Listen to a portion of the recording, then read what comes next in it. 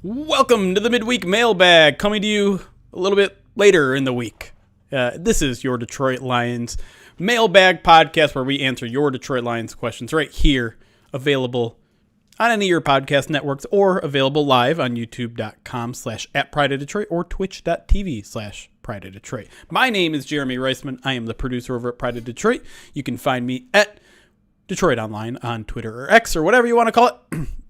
With me, as always, to answer those questions, of course, is the managing editor of Pride of Detroit. Some call him the Machine. Some just call him at Erik Schlitt on Twitter. It's Erik Schlitt. How we doing, dude? Oh, you didn't unmute yourself. What a tragedy. You know, I was trying to be respectful of the intro, and so that's why I just shut that down right there. It was one of my most clean intros, and you kind of ruined it. It was. So, look, somebody's got to make a mistake right off the bat. That's the rules, right? It's your first MA in a while. Well, I'm distracted. The Tigers are, the Tigers played today. They got me all worked up, and I'm excited to. It's an unusual Wednesday midweek mailbag as well. So true. Lots of things throwing me off my game. That's fair. But as I mentioned, this is the podcast where we answer your Detroit Lions questions, and this is a good reminder that if you ever have any questions for us, Twitter is the place to go. Basically, you can tweet at us at Pride of Detroit. If you use the hashtag AskPOD, I will see it much more clear. Let's go to it. Our first question today comes from Nate Savage, who asks, what update do we have on Ragnow, and should we be worried? It seems crazy for someone coming back from a pectoral injury to return to practicing in less than 2 weeks. So the update is, he was a full participant today. Well, quote unquote today, because it was a simulated practice today. They practiced on Tuesday. They did not practice on Wednesday. They'll practice again on Thursday and Friday. But it's certainly all signs point to him playing this week. The way Dan Campbell talked about him on the radio and to in front of the podium, all sounds like he's ready to go. I know neither of us are doctors, Erik, but is there any concern that they might be rushing him back in your mind? No. I think if Dan Campbell and Frank Ragnow are going to have a boxing match in the hallways of Allen Park, I think Frank's probably okay. We all know Frank is tough as nails, fractured throat, and inoperable toe and all that stuff. Right. So he's certainly a guy who plays through, really inconceivable injuries, but I don't think they'd risk it. There's no reason to. They had a really good performance last week out of Graham Glasgow and Coyote, and so they don't have to rush it. I talked to Graham after the game, and he talked about being prepared to come out of the bye, playing center again if he needed to. So, yeah, I don't think they're rushing it. I think they would put him in only if they needed to. If they were rushing, he probably would have been limited. You know what I mean? Because they would have been cautiously, they're not just going to throw him into the deep end if they're rushing him back. They would only make him full boat if he was legit good to go. Yeah. And Tuesday's practice was fully padded. That's something that Dan talked about. And now obviously the Wednesday injury report isn't necessarily a reflection of that. It's where they think he would be on Wednesday, even though there wasn't a Wednesday practice. And I'm not, it's hard to say from where we're sitting, right? We don't know what grade strain or whatever it is on his pec. We don't know what level of pain he's in. I couldn't tell you what the risk of re-injury is, so it's hard for me to make a judgment on whether they're rushing him back or not. But I think judging by how the Lions have treated injuries in the past, I think we can all agree that they've taken a conservative route. Typically, we haven't seen a lot of re-injuries. We haven't seen a lot of aggravations under this regime. So I think overall, if Frank Ragnow's back in full practicing, that speaks more to his ability to recover quickly, the Lions' ability to manage it, and his toughness. And so I'm with you. I'm not necessarily concerned because like I said, I can't remember a time where a player has re-aggravated an injury in a game because they rushed him back. Yeah, I think they're very fortunate to be as healthy as they are coming out of the bye. No question. And speaking of that, we're kind of, these first few questions are going to be on kind of the injury situation. This one comes from Jason Krolik, who asks, do you think Mahogany will make the roster this year after his 21-day window is through?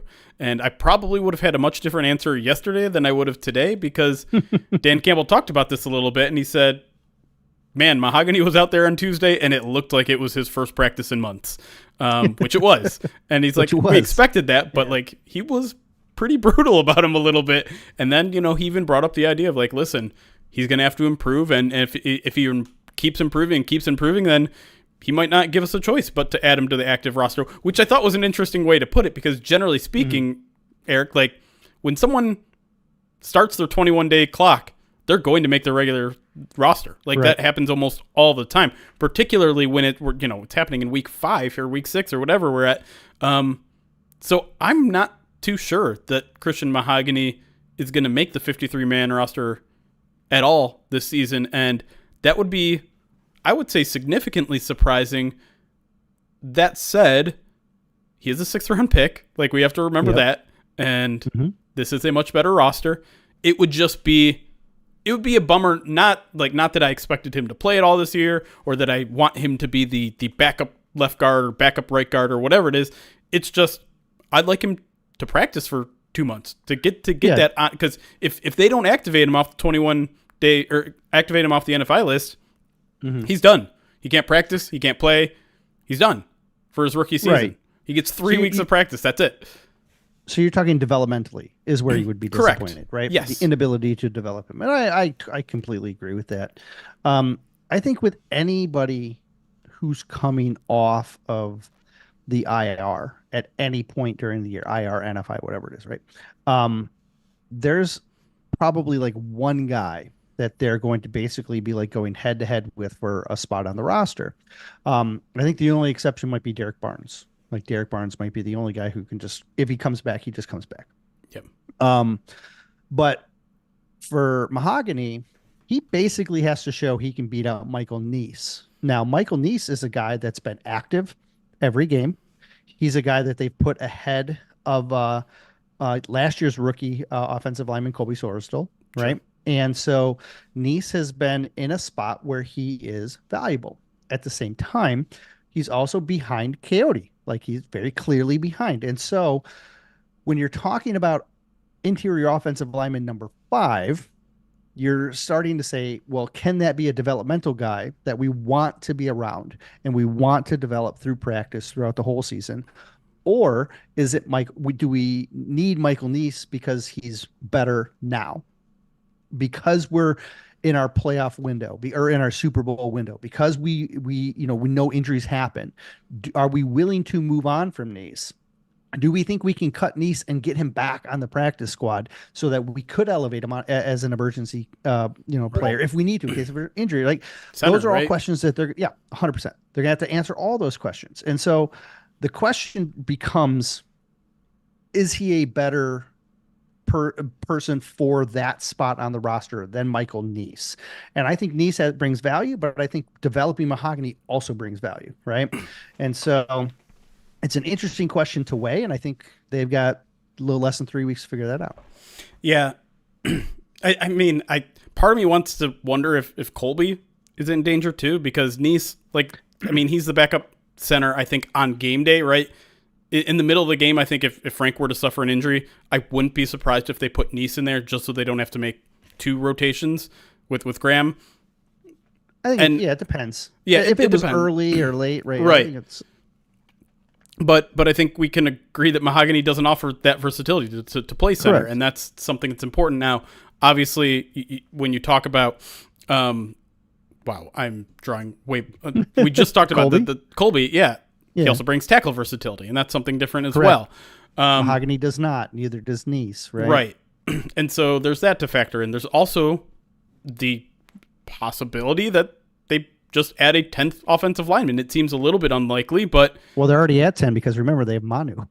Right. Oh, God, right. But that's the point I was going to bring up, though. Like, having Manu on the roster puts them in a tough spot with Mahogany because they're not going to cut Manu, even if he isn't where they want him to be, and we have no idea if they think that or they don't think that, but it adds to the complication, and it's why it's at least a little bit fair to question whether Manu was the right pick for now, because you're in this championship window, and do you have the roster space to carry around this entire season? This is why people are like, that's an interesting move for a franchise where they are, but we'll see how that all plays out. But I just let me add one more layer to this. Okay. Because I what we've seen the last couple of years is that they tend to allocate a spot or two to the roster for developmental players. And in theory, you could have both Manu and Mahogany on the roster in developmental roles. Yeah. But if you do that,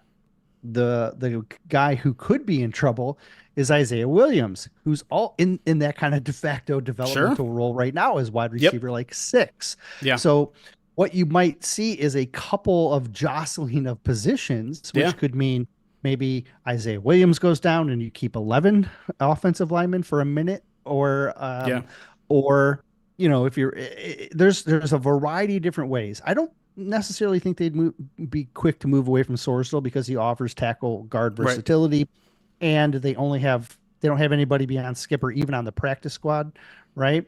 Actually, no, they do. They have Jamarco Jones on the practice squad. So maybe Colby is vulnerable, a little bit more vulnerable because of Jamarco Jones's versatility as well. But yeah, it's this could have a domino effect that reaches out beyond just the offensive line. Yeah. Speaking of developmental guys coming back from injury, this next question comes from the Lion fans in Calgary. Asks, will Broderick Martin be ready to contribute when he is back from IR, or will he be a healthy scratch most week? What kind of progress have you seen from his game before the injury?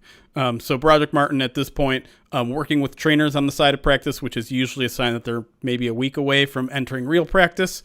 So I think it's pretty soon that we're going to see Broderick Martin return to practice and open his 21-day window. So where do you see things going from there with him? Yeah, I think he developed well in training camp, and I thought he was getting better as training camp went on.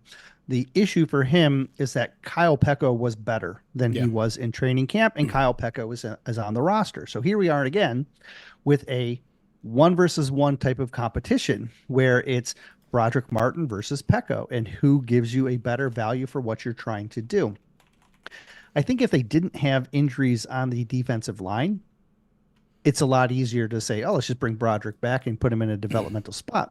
Yep. At the same time, now that you're shifting like Levi Onwuzurike out to edge in certain sets, now you're a little bit thinner at your pure defensive tackle spots. Right. And so now maybe you need that reliable guy in Peko. And so it's another conversation like we just had, right? Where's the value?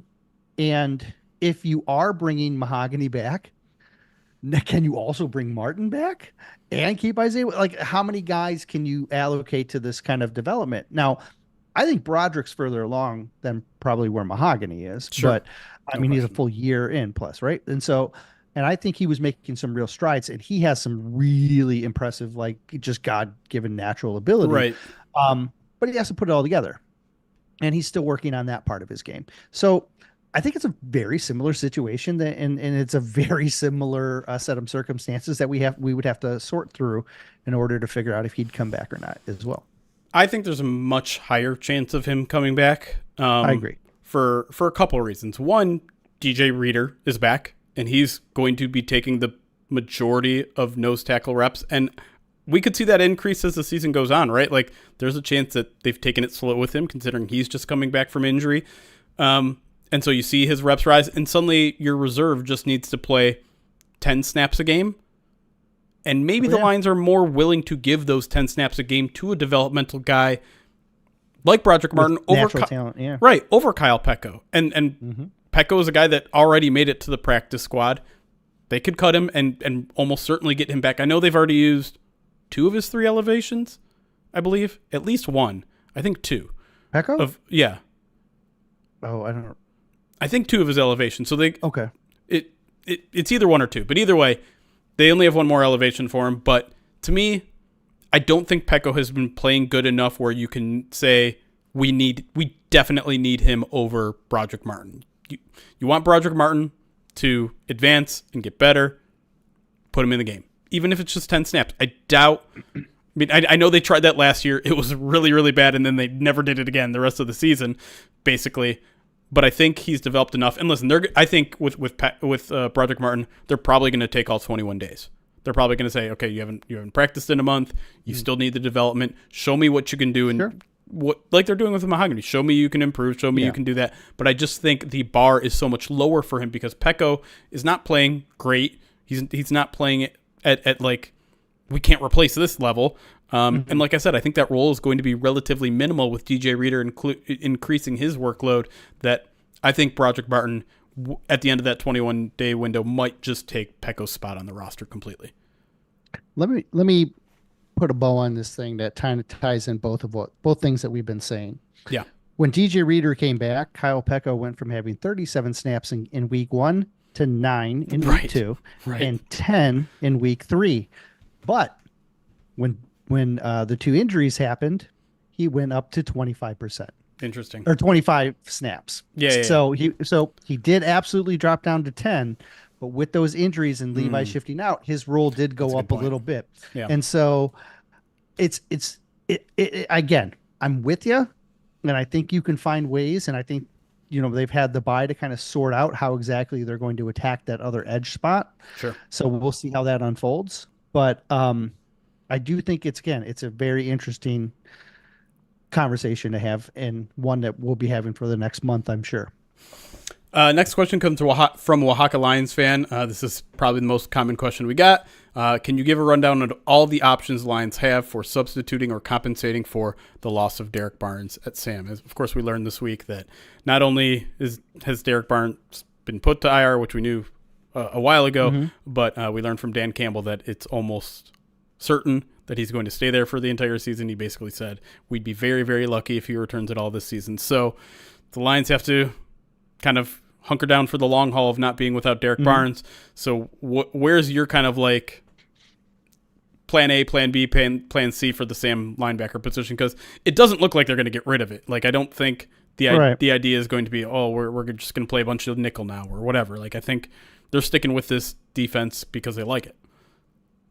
Yeah, so with Levi kicking out, that's more filling the Marcus Davenport role than it is filling the Derek Barnes. So I think that he kind of gets excluded from that conversation, even though he did drop into coverage again last week, which was very fun. But for the most part, I think they're going to do something similar to what they did against the Seahawks, which is you're going to put your 3 best linebackers out there, and you're just going to shift a guy into that Sam role. Last week, primarily, it started out with Alex Anzalone. I think it's a good role for him because he has the speed. He has natural attacking instincts that you've seen before. Again, you lose pass rusher element there, but and I personally like Alex at the wheel because I like his ability to cover.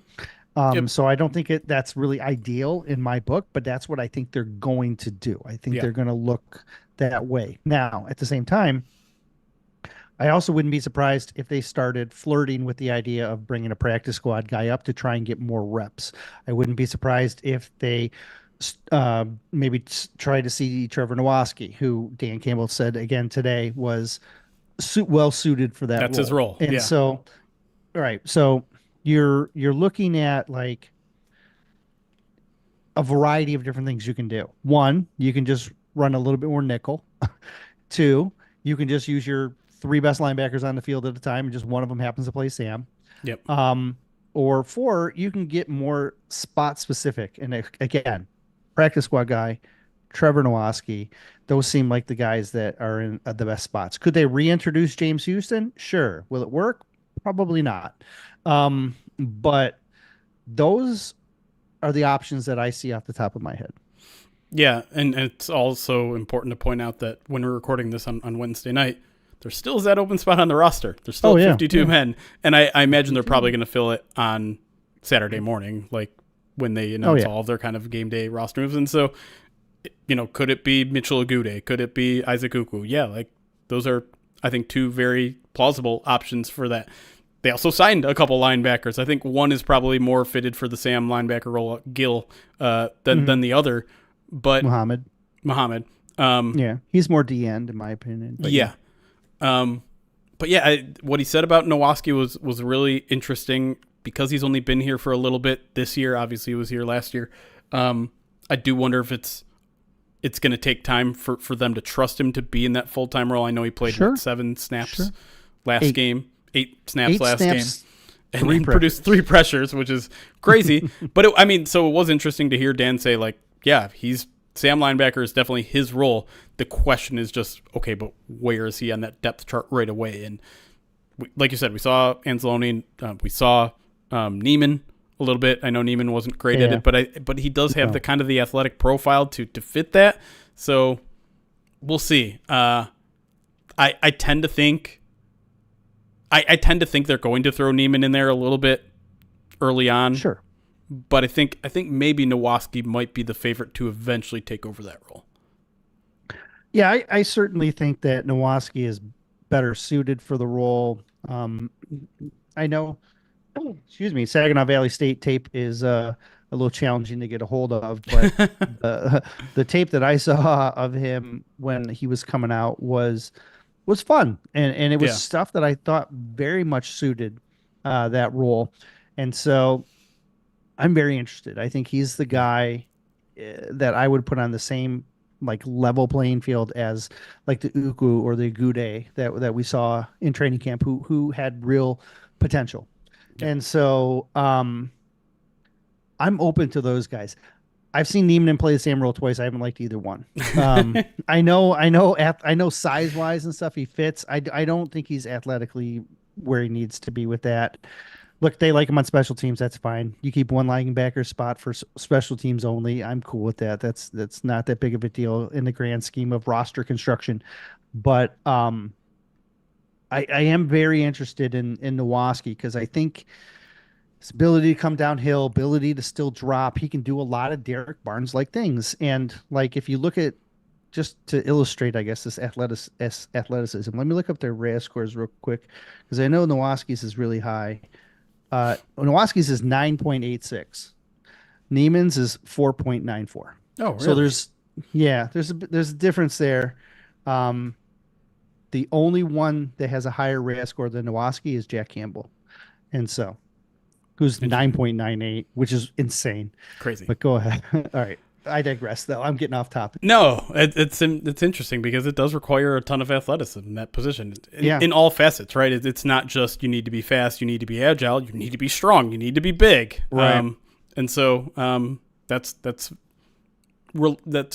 important to this conversation. But I think we have rambled on long enough in this first segment, so let's take a break. When we come back, more of your Lions questions that I promise aren't all going to be injury related. When we come back in the midweek mailbag, Dallas Cowboys week edition. We'll be right back.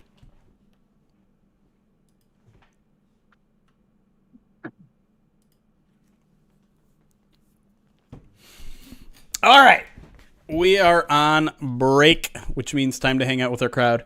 I think at some point during this break, I want to go back and just watch Trevor Nowaski's plays because I think that would be fun.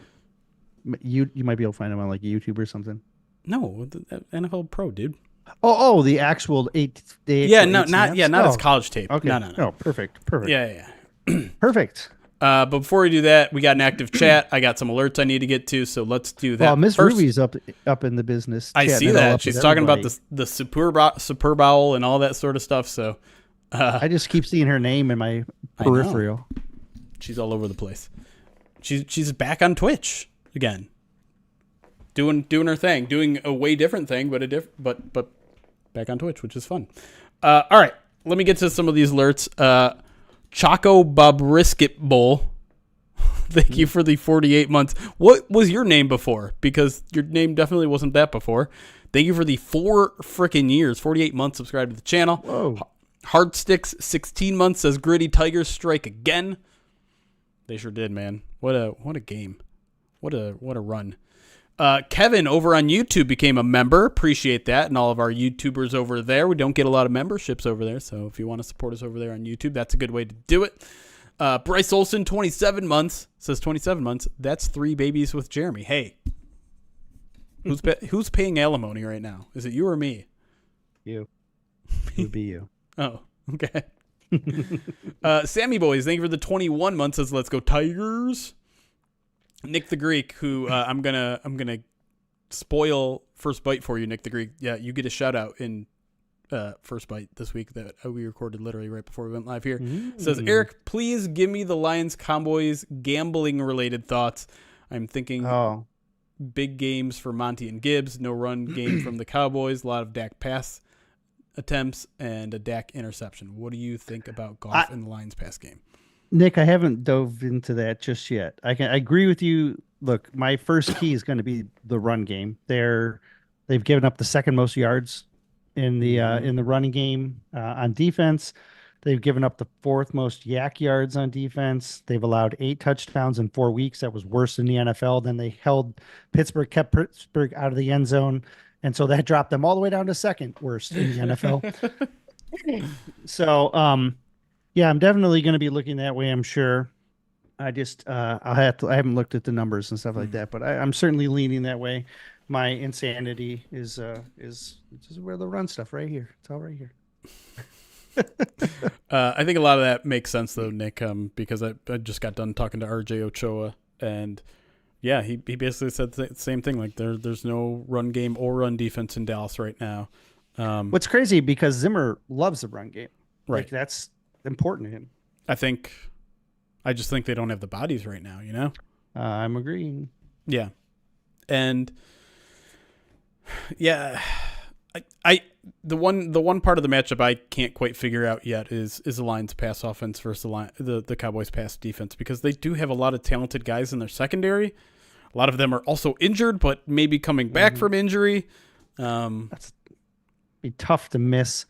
Yeah, I don't as much time as he missed and expect him to come back. Like, yeah, Duron Payne. Well, yeah, I don't think Micah's going to play. Obviously, Lawrence isn't going to play. I don't think Parsons is going to play. Yeah, I think Bland is the one who's been on IR, but he's been on IR for like almost 2 months now, or something like that. Like, to expect him to just come back and be like, "Cool, I'm ready." But he did get a full practice in. I think the general consensus coming from that camp. So did Mahogany. Is pitch count.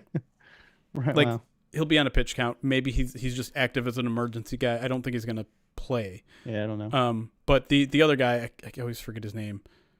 Diggs? No. Yeah, the one that was injured that didn't play last week, but returned to practice. Kalen Carson, the rookie. Kalen Carson. Yeah. He's probably going to play. Wake, right? Yeah. Or no. Yeah. Where did he play? Missouri or Wake? One of those two. I'm blanking on it. You think he'll play this week? He missed last 2 games. So yes, but he returned to practice and is now in full. So he was practicing. He was limited at the end of last week, and then didn't play. Yep. I have a fun fact for you. Okay.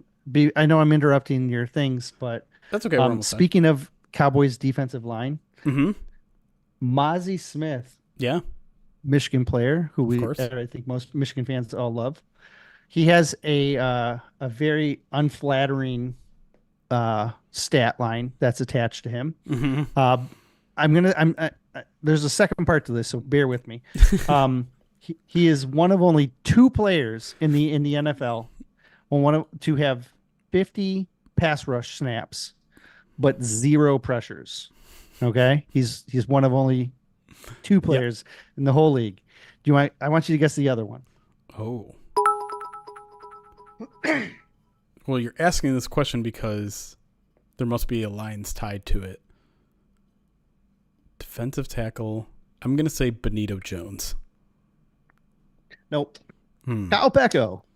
Oh, Kyle Pecco. That's fine. We just talked about him. Yeah. I was on the right track. You were. Lions basically the tackle. Same guy. Right. Basically.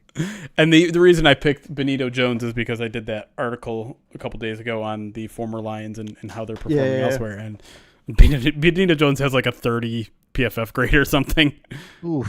And I'm like, Mozzie's is low too. It's like in that same thing. RJ was saying that he had recently one really good game, and I don't remember if it was against the Giants or the Steelers. But a couple weeks ago. And they were like, did he turn a corner? Yeah. And they were like, nope. No. They did him no favors, right? Yeah. Like, they put weight on him, which took away his ability to play, because they're like, oh, he can be enough. Yeah, like he can be a run. Like, I don't know. It's a weird situation. Why draft a guy in the first round and then ask him to add like 30 or 40 pounds or whatever it was so that he can play a different role than what he played and the reason that you drafted him for? Like, I don't know. Yeah, They're not doing him any favors. that's fair. You got to protect those Michigan guys, though. Piston Baby, thank you for the 5-month subscribe to the channel. We've almost had a Piston Baby together. Brad in New York, 22-month subscribe, says, good time to be a Detroit fan. No doubt about it. Man, I kind of wish I was at Comerica today. That place looked like it was bumping. Take notes, The Athletic. Nick the Greek, another 100 bits, says, do you guys think that Ryan Matthews is threatened by Erik's superior position, specific gambling predictions? Ryan looks in the mirror and doesn't know who he is anymore. No, Ryan's really good. Ryan's doing well. Yeah. Listen, Yeah. Erik no longer is making official prop bet predictions anyways. I'm not. And I've maybe I've lost my touch or something. I don't know. Maybe it's just laying dormant.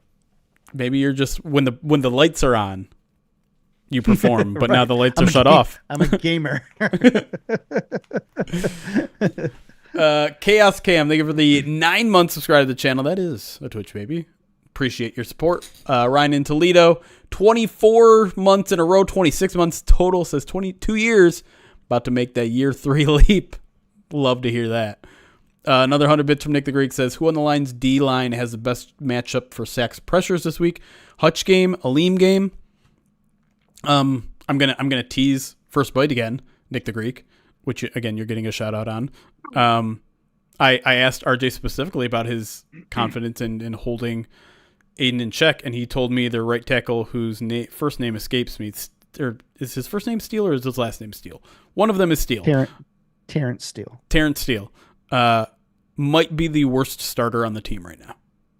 Oh, I would say he's average. I'm surprised he's that they think that poorly of him. Yeah, I would say Guyton's had a worse. The left tackles played a little bit worse. He said with Steele, he had a really good game against the Giants, and every other game has been bad. So yeah, they have 2 really good guards, and the rest of them are all like rookies. And yeah, I thought Steele was. Maybe I just didn't watch a right game yet. Maybe. So, but something to think about. Trust RJ for sure. And then Laser Mouths, thank you for 14 months, says no more baby here. Thanks. Oh man, you might have to stop subbing in 5 months then. No, 4 months. No. All right. We can address our live audience here. If you guys have questions, Ruvi, I know you had one way back when, but I can't even scroll that far back. So if you guys have any questions, in the meantime, if you guys want to watch some Nowoski's film, maybe I'll pull that up. Yes, please. Because I rewatched the game and still didn't pay enough attention to him to get a good look. So I've been meaning to do this anyway. So perfect timing. It's probably going to make my computer slow to a crawl. So, trigger warning ahead of time if skipping video and skipping audio bothers you. Another 100 bits from Nick the Greek. Sorry. Says, Erik, after listening to your DLB Seattle preview, I bet Hutch under 1 sack paired with Levi and Aleem over 2.5 sacks. That was bananas. You said bonanza. I think you meant bananas. That was directly from an Erik Schlitt take. You need a separate POD writer to distill your football opinions into gambling takes. So you predicted no sack from Hutch in your preview? I said Hutch was going to get slowed down. Yeah. I wasn't. Based on what? Based on Geno getting the ball out quick, or? Yeah, well, one, he was getting the ball out quick. Dak gets the ball out quick too. He does, which is a little bit interesting. But I just felt like Seattle was weaker up the middle too. All right, Trevor Nowoski on defense, week 4. Let's watch. Come on, buddy. Come on. NFL Plus. There we go. Okay. Let's share it so that you can see it. There we go. And you guys probably want to see it, so let's hit. Do I not have desktop? Great. You can see that? I can. Okay, great. There you go. Nowaski. So he's in the A gap here or B gap. Yeah, that would be my guess. It would be my. I would guess he's on the left side. Oh, this isn't going to give us the end zone view. All right, we'll watch. That looks like Campbell. I think that's Nowaski up at the top. Nowaski's 53. So it's kind of a pressure there. Just bull rushing his dude. He got the furthest in the backfield of anybody. Let's watch. Let me see the end zone just so we can get a body type. That certainly looks like 46 to me. Of course, the numbers are terrible, but I hate the numbers. I'm pretty sure on the left is Nowaski here in the B gap. It is 46. You're right. So he just bulldozes the left tackle trying to open up. It's a cross. Levi? Yep. Or whoever that is. That's a cross play. I'd say he does his job there. Yeah, his job is to occupy the tackle. Yeah. That's an X blitz that they like to use in these situations. It's basically like a geez, why am I blanking on it? When the DN dips underneath the defensive tackle, it's a stunt. Thank you. It's just like a stunt, except you're using a linebacker in the D tackle spot in the DN to pull around them. That's just it's the same thing as that. It's just called an X, because they cross like an X. So it's just different personnel. I'm guessing this is Nowaski at the top, standing up. Yeah, he would be in the B gap again. Oh no, he drops that time. Oh, is that Levi dropping? Or is that him? Dude, the numbers are brutal. The numbers are terrible. Oh, God, this freaking play. This is the best play that was maybe made by either quarterback. Like, this play is insane. Lions get pressure. Kirby comes on the safety blitz. Somehow he gets out of it. Somehow he gets out of Aiden right there. And then, like, can we talk about this throw, too? Like, he's throwing, he's open there. But this is I don't know, how long is this? 10, 20, 25 yards downfield? Roughly, and just look how he splits the defenders. The ball's right there. Defender's right there. Insane throw. It's crazy. All right, let's figure out where Nowaski's right there. 53, right? Maybe he's in coverage. So that's Levi. He's the guy. He's the guy who has to drop all the way across. Yeah. Yep. Okay, you're right. That's him dropping. That's hard ask too. Centers himself. That's not bad. No, he gets a little bit further away there. Like that's kind of on him a little bit. One step too far. He's so close though. He's so damn close. Stopped. And I get why he did what he did. Like, there's a receiver right there, and that's the more likely receiver that he's going to throw it to, right?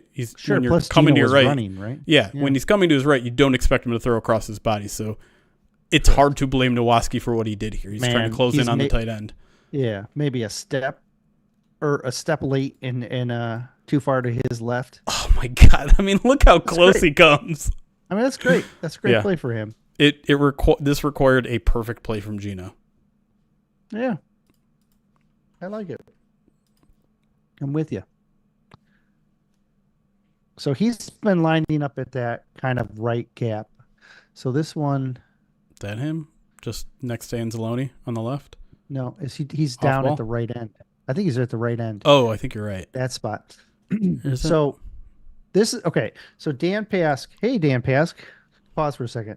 Dan, you asked a question that I'm not 100% on the answer to. So we didn't include it in the podcast. That's the podcast portion. But when Dan Campbell was talking about the X, I believe this is the role he's talking about. When the Sam linebacker drops into a defensive end position, I believe they call that position the X. So it's not quite a Sam, because even though he's a linebacker, when he drops to the defensive line in like a 4-man front, like we're seeing here, I believe that's called the X. I'm not 100% sure on this, but I think that's what it is. This looks like, so this is obviously nickel. You got Amik here. I believe that's Jalen Reeves-Maben. next to Alex Anzalone, and then Nowaski on the edge. Right. All right, let's see what they do. Nowaski's just going to pass rush. So bull rushing. That's pressure. Okay, Jim. Not bad. You think that's a pressure? I think the PFF probably counted that as a pressure. This is pretty late in the game. You can tell. He pushed the tackle into him. So they're pretty loose with their definition they of are. Pressure. So I wouldn't be surprised. Like, it's just like moving the quarterback off his spot is usually what they kind of define it as. So I wouldn't say that's pressure. Oh, maybe but not. I mean, he's right there when the ball is released, but Geno doesn't move at all. Yep, I would say no then. Well, that means he's probably going to get pressure. Was it not in the game? Oh yeah. Okay. So it's also worth noting 4 of his 6 snaps on defense. I don't know why it doesn't have all 8, but they came within the final 2 minutes of the game. So they must trust his. I don't know what makes him a good 2-minute drill player. His ability to do a little bit of everything, I guess. Can be in coverage. He can pass rush. But that's what you want from your Sam too. The ability to do all these things. So this is him on the edge again. It looks like that's my guess. Yeah. Gets he's up against... Okay. Man, he kind of should have had a sack there. Honestly. Yeah. He gets levels past off. the chip, and he has a hard nice, almost unintentional spin move, and now he's got a lane here, but this he Seahawks blocker has 2 players blocked. I would say that's probably a pressure.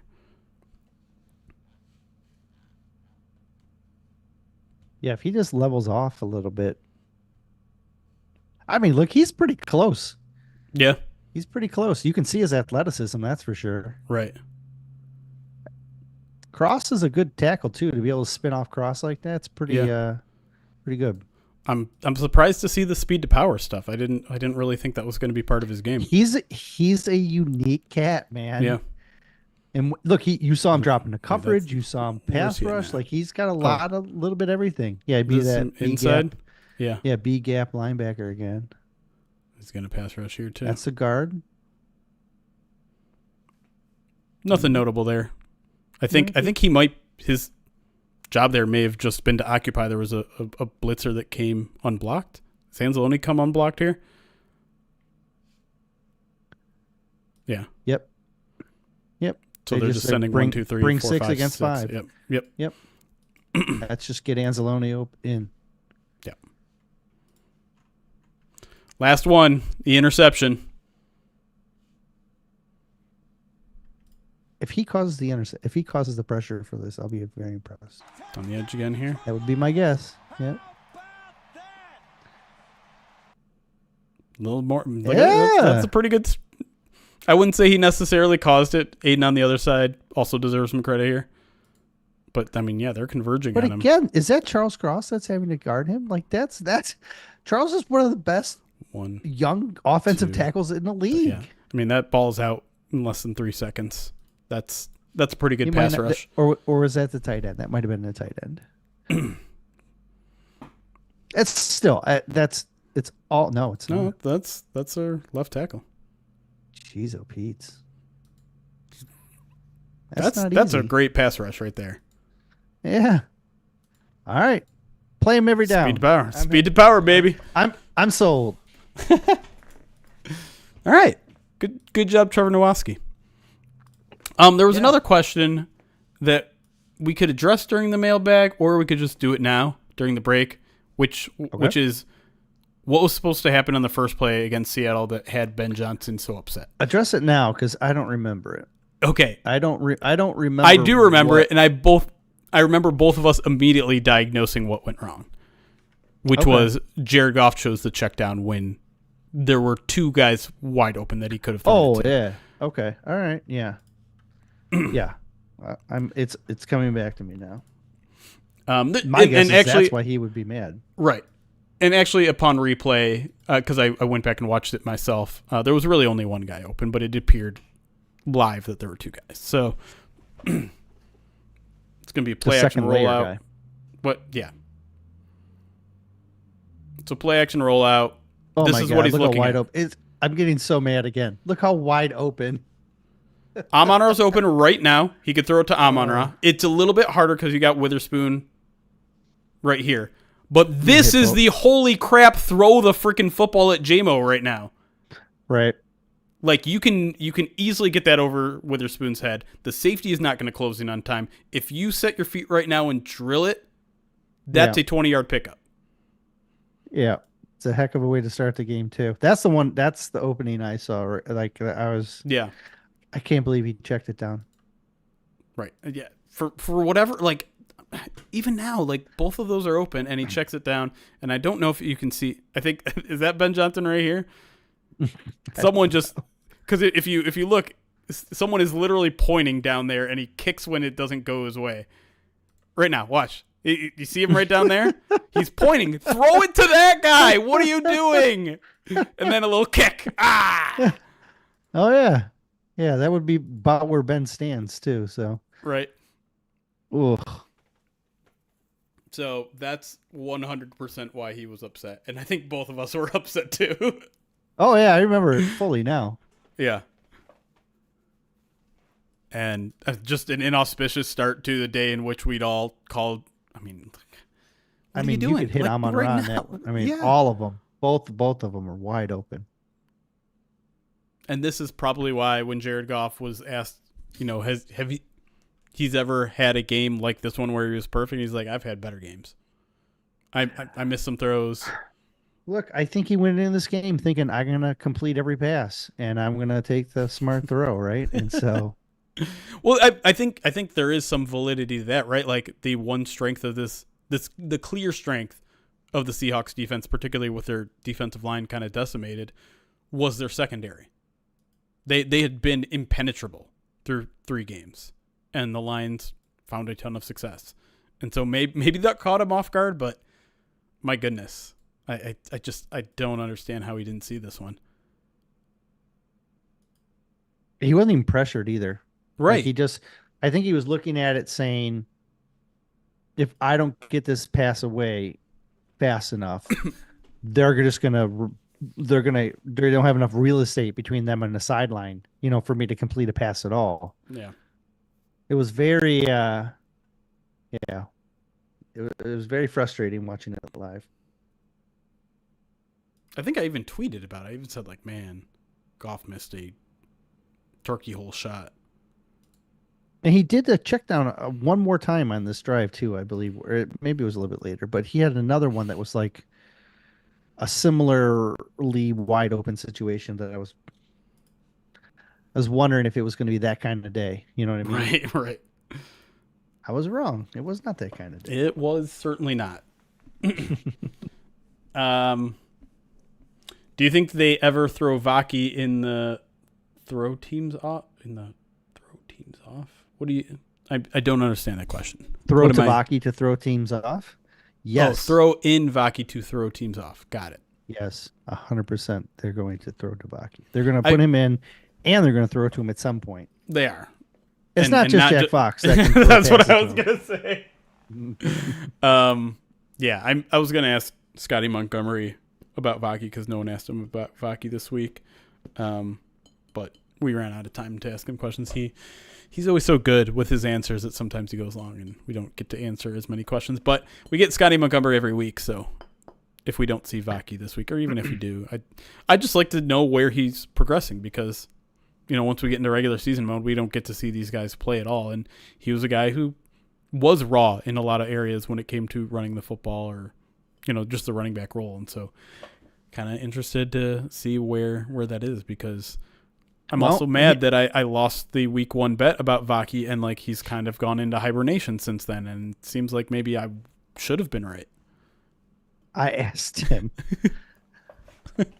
I talk to him every time I see him. And I asked him, like, I was like, why no snaps? Mm-hmm. and he gave me the most genuine smile. And he's like, I got my special teams working. He's like, hey man, I'm happy. The kid is such a all team, all the time. Yep. Happy to get the work in that he's getting. happy to be playing, happy to be on the team, like happy to be living his dream in the NFL.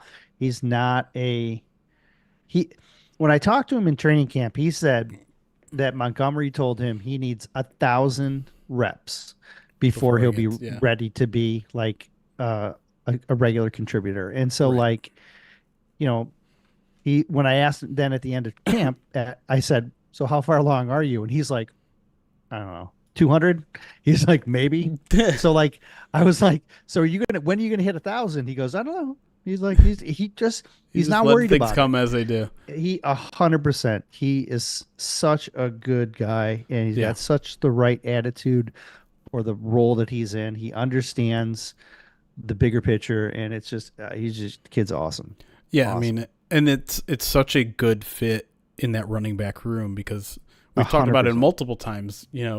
That room roots for each other more than any room I've seen. Justin Rogers had a really good article just kind of talking about the running back culture, but how many times have we seen where, a running back is tired, it's at the end of the drive, but they're first and goal, and this running back had gotten them all the way down the field, and I can't remember who it was. Was it Reynolds or someone? It happened last year where it's like that person was tired and was like, tired. I like someone come in and take my spot, and the entire sideline was going, hell no, you're staying out there and you're capping off this drive. I mean, what running back in their right mind would do something like that when, your paycheck is impacted by your stats and touchdowns are important? Like, you have an opportunity to add a touchdown and you're like, no, this kid's working his ass off. I want him to go in there and finish the drive. That's unique. That is not real. That is not something that you see in other locker rooms. I promise you. I've never seen anything like it. And Vaki is very much of that belief as well. I think when you reward players for more than just the stat sheet, it is easy to develop a room like that, right? Yeah, right. And when you don't, and when you put, like when you have markers that you want to hit, and it gets a lot harder to like, or you start forcing things. And it's fine if it's week 18 and you've already locked up your playoff spot and you want to force Josh Reynolds some passes. That's fine. That's all. Like that's great. Like that's all doing it for the teammate. Right. But like for the most part, and look, and even in that, can we go back and just talk about culture again? The game plan is get Josh his yards and his receptions and get him his check. And then they have a play designed for him where they take Amon-Ra and put him in the Josh role, put Josh in the Amon-Ra role, and think this is prime for Amon-Ra, or prime for Josh now. Yeah. And then Josh gets covered, and Amon-Ra's open, and he's running to the end zone, and he gets stopped at the 5 and the 3, and who pushes him into the end zone? Josh Reynolds. Yeah. That was a $250,000 touchdown that he could have been like, yeah, just go down, Amon-Ra. I'll throw a 15. If Amon-Ra would have been more of a team player, he would have pulled the Travis Kelce and lateraled, but I don't know. Would that count? Would that count as a reception? It would. No, it wouldn't count as a reception. Would that be a touchdown reception? No, but would it be a touchdown reception? That's the thing. Think it would. Yeah. I think it would fall under that category. Right. That's what was Gibbs? Jameer. Was Gibbs? Jameer Gibbs had 0 catches in that game for 20 yards and a touchdown. That's right. Well, I guess Amon-Ra selfish. That's the takeaway here. Not the Josh Reynolds is a good guy and the culture is good. It's Amon-Ra's selfish. Yeah, and his brother sucks. They kept the wrong wide receiver. His brother sucks too. Oh man. I'm glad he got owned by Detroit though. That was pretty funny. That was funny. I know I could have written an article on that and would have made it explode, but in all honesty, I don't really want to reward the St. Brown podcast for choosing that clip and antagonizing trolling. Yeah, they're trolling Detroit, and most of us took the bait. And whoever runs the social media account at City of Detroit buried the body, and that story's dead now, and it's great. They did an awesome job with that. I did include it in the notes, but I kind of buried it in notes. I don't want to be the website that, like, sometimes I'll poke the bear a little bit, like with bulletin board material here and there, but like I don't think Equanimous or that podcast should be rewarded for doing that. Like, I don't want to give them more attention for doing that. Yeah. I don't know. I didn't respond. I wanted to. I didn't. Yeah. Whatever. You know what? I'm going to say it. That podcast was washed anyways. Get Amon-Ra a new host, or just have Amon-Ra talk about the previous game. That's all. That's really, honestly, the only part I care about is when Amon-Ra is talking about what happened in the previous game. Him talking about him throwing to Jared Goff, gold. Him talking about doing whatever, crazy stuff he does. If he's going to talk about, God, I can't remember anybody's name right now. The Cowboys nickel who was talking trash last Jordan Lewis. Jordan Lewis. Yeah, if he wants to talk Jordan Lewis, gold. But like the bickering between him and EQ, what's the third brother's name? Osiris or something like that, right? Yeah, Osiris. Yeah, bring him in. Sure. You're the new host, right? Osiris. They've played about the same amount of NFL games.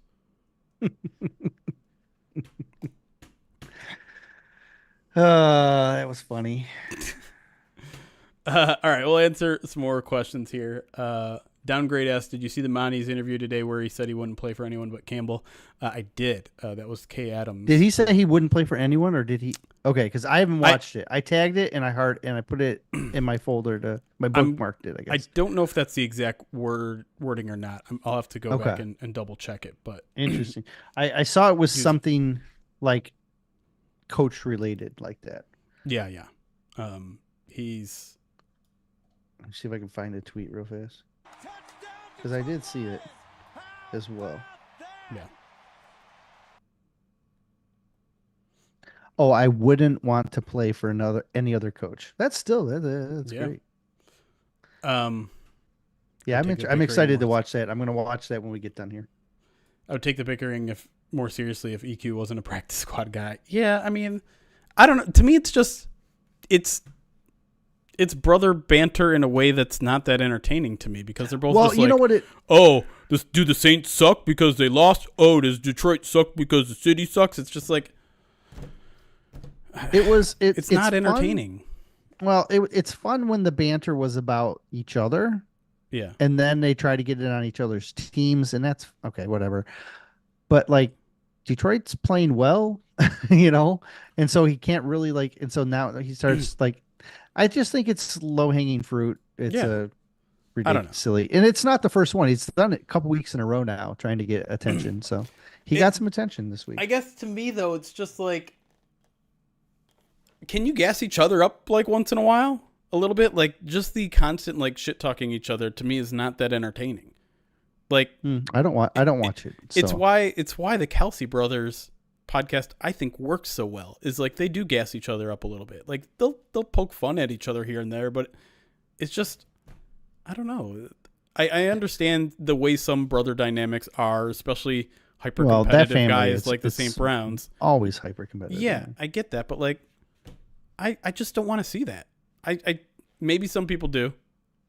I don't want to poo-poo what other people prefer, but to me it's just I've lost most of my interest in watching that podcast. I skipped through.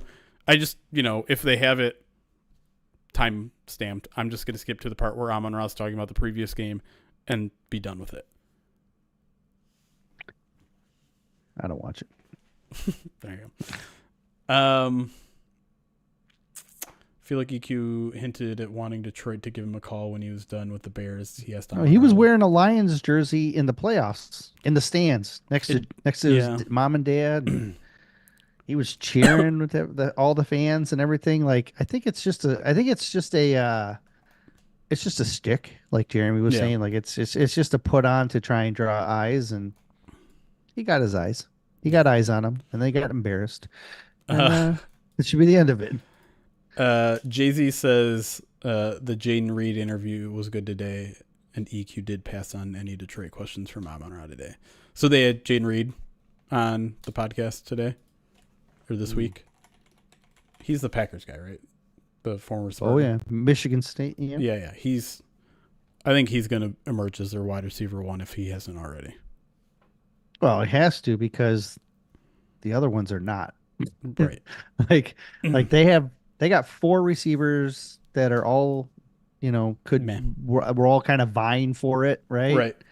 And I think Reed is the most explosive and the most dynamic. You've got a Amon-Ra type situation where he's a bit undersized. You Yeah. use him in the slot a lot, but he's a talented.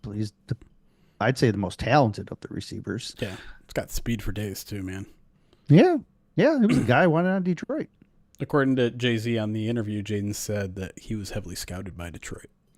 Yeah, they brought him in for a couple visits, and so it was. They had eyes on him. I was. It would have been pretty great. Yeah. Dang. You hear that kid yelling in the background? I don't. Okay, good. So the mic's working properly. She's screaming right Little now. one? Like, Harper is singing at the top of her lungs. But okay, so the mic's working good. Yeah. Damian Smith over on YouTube, £2 donation says, is Jake Bates better at short yardage kicks, point after touchdowns? Gosh. I mean, it's hard to say. Like, he's barely kicked any kicks. He has made a 48-yard extra point, but I don't think any of his field goals attempts have been beyond over 35, right? Right. Something like that. Yeah, definitely nothing above 40 other than that extra point. So it's hard to say. I would say based on training camp. No, you can't base anything off training camp. It's a mixed bag. He missed them all. He missed it from all over. He did miss them from all over. I don't know. Yeah.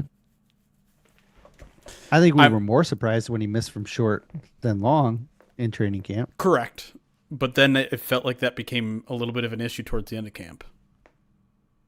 I don't know. Yeah. I don't know. I'm just glad Jake Bates has not been a storyline. He's been doing good now. Except for that missed extra point. I don't know what you're talking about. That could have proved costly. Yeah. I don't know. I don't have strong Jake Bates opinions because he's made every kick but one, and we don't get to see him kick in practice anymore. So we shall see. The talk around him is always centered around his ability to not let things bother him. Yeah. Which I think is accurate in talking to him. Sure. I believe that he lets things go pretty easily. At the same time, I feel like what we saw in training camp was one bad decision led to another bad decision, led to another bad decision, right? But when you talk to him, he doesn't seem to have it. It's like there's a very big difference between them, what he's saying and how he performed, and then how Fip talks about him. So, well, let me ask you this, because maybe you can interpret one thing that they've done as confidence in him, which is they don't have a cut the practice kicker. squad. Yeah, they don't have a practice squad kicker anymore. Yeah, I think they were confident in him before. I think this is a massive selling point, because when they ended training camp, they said we're going to bring a kicker in at some point. Yep. And they couldn't because of the gymnastics that they had to go through, roster gymnastics in the first week. But as soon as they had the opportunity, they brought that kicker in. Yeah. And then a month later, that kicker's gone. So it's like, okay. I'm going to double check the transaction wire to make sure that wasn't a wave injured, just in case, because that could explain why it happened. Because I was surprised to see it on the transaction wire. Like, why not have someone there just in case of emergency? On the Lions transaction list, it's not the NFL one, but the Lions one, it does not say injured. It just says waived. Okay. Or it says released.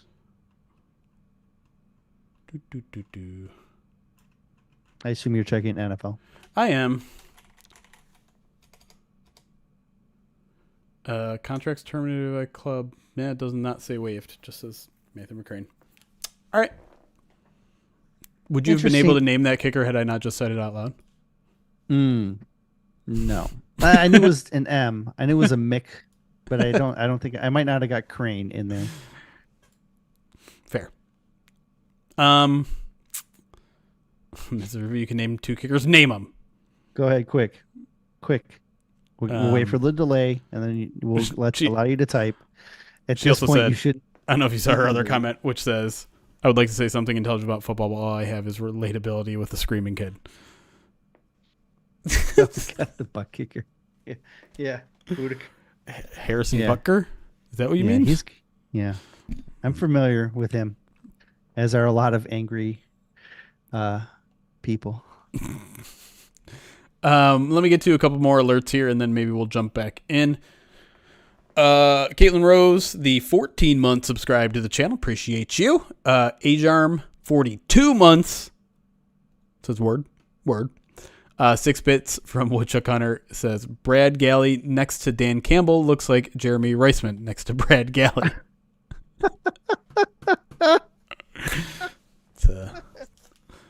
It's a good comment, and I hate you.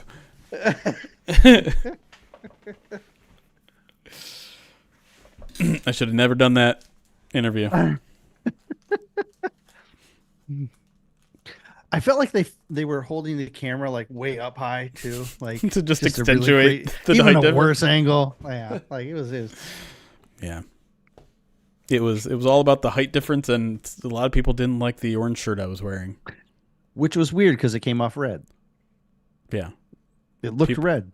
Yeah, but I can verify it was orange. It was orange in person, but it was red on camera.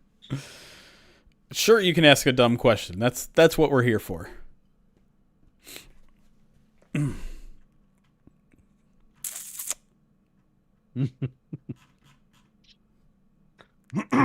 Wow. Oh no. Woodchuck Hunter, you're lucky I can't one-click ban you right now. The secondary is the defensive backs, yes. Corners and safeties. It's essentially the whole, like when you think about how defenses are formed, most people talk about the front 7, which includes the down defensive linemen, like defensive tackles and edge rushers, and then your linebackers. That's called your front 7. And then behind that is the second level of the defense, which is the secondary defensive backs, which are safeties and corners. That's what a secondary is. It's evolved since then. Now there's like 3 layers of defense, but that's where the name generates from. Can I say something that might sound embarrassing for someone who's writes about football and has always been a football fan? I just put together like a couple weeks ago that there's a quarterback, a halfback, and a fullback. Yes. Like fraction wise. Quarter, half, full. Yes. That starts on how they used to line up. They used to line up with the quarterback so the fullback would be the farthest guy back. The fullback used to be basically what a halfback is now. Like, and then the halfback was kind of like the fullback, and then the quarterback was. So they ran almost like a I formation pistol almost, right? And so they ran this formation, and the roles evolved. But that's what it used to be. It used to be the fullback was your primary ball carrier, the halfback was your blocker, and then it's expanded. Then you got when you went into like the wing, when it went into the wing, then the you got 2, and because they split halves, so the whole quarter half full was all designed out of the I formation back in the day. Yeah, I don't know how nickelback fits in. Like they were getting fancy. Like, oh, there's a quarterback. How about a nickelback? How about a dime back? How about a 50-cent piece back?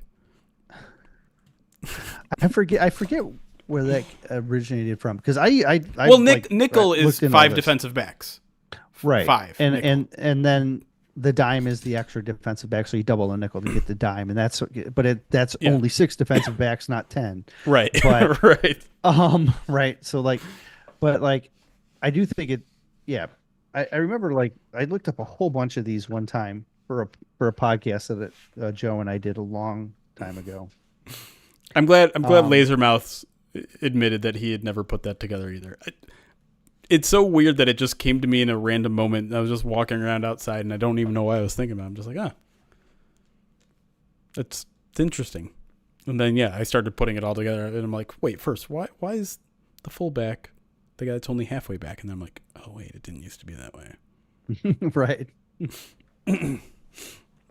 So, anyways, The labels are so ridiculous now. right, Like the position labels from defense to defense to defense, you can have the same spot mean four different things depending on what your right, defensive scheme is. It's crazy now. The general like philosophy on where names came from, it that is still relevant, I guess, but it's just so utterly complicated that it's way more complex than it needs to be. all I'll say is Like if I'm glad they call it a nose tackle instead of a nose guard now. Nose guard is a terrible name for a position. here's one that will throw people. Okay, we've talked about linebacker roles in the past. The Sam is the on the strong side of the defense, right? The Will is on the weak side of the defense. Mike is in the middle. But in the Lions scheme, because you have your two off-ball linebackers both in the at that level, in between the tackles, the Lions actually don't always call the will linebacker. Sometimes they give it a second name. Okay. So just like we were talking about how the Sam could be also be the X depending on where it is, the Mike always stays the same, but the will changes to a different name in different formations. Anyone know what it changes to? I'll give them a second to take a guess. Erik has a whiteboard. You can literally see it, Ruby. Well, there's one on the wall. We'll do this one too. Hey, do you know what it's called? Anyone got a guess? Oh, close. Someone's close. Lord Goofa is in the right mindset. Do you want to draw? What you want to pull little X's and O's out and show? Sure.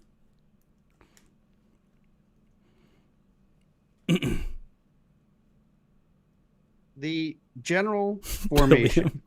Billy. What? There's a lot of jacks. It is. That it's not what the Lions do, but there are people that do call that spot the jacks. Right. We had the jack linebacker during the Patricia age.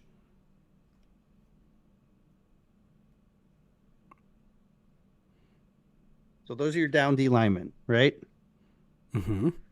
When you want, Why are they shaped like that? why are the X's shaped like X's? So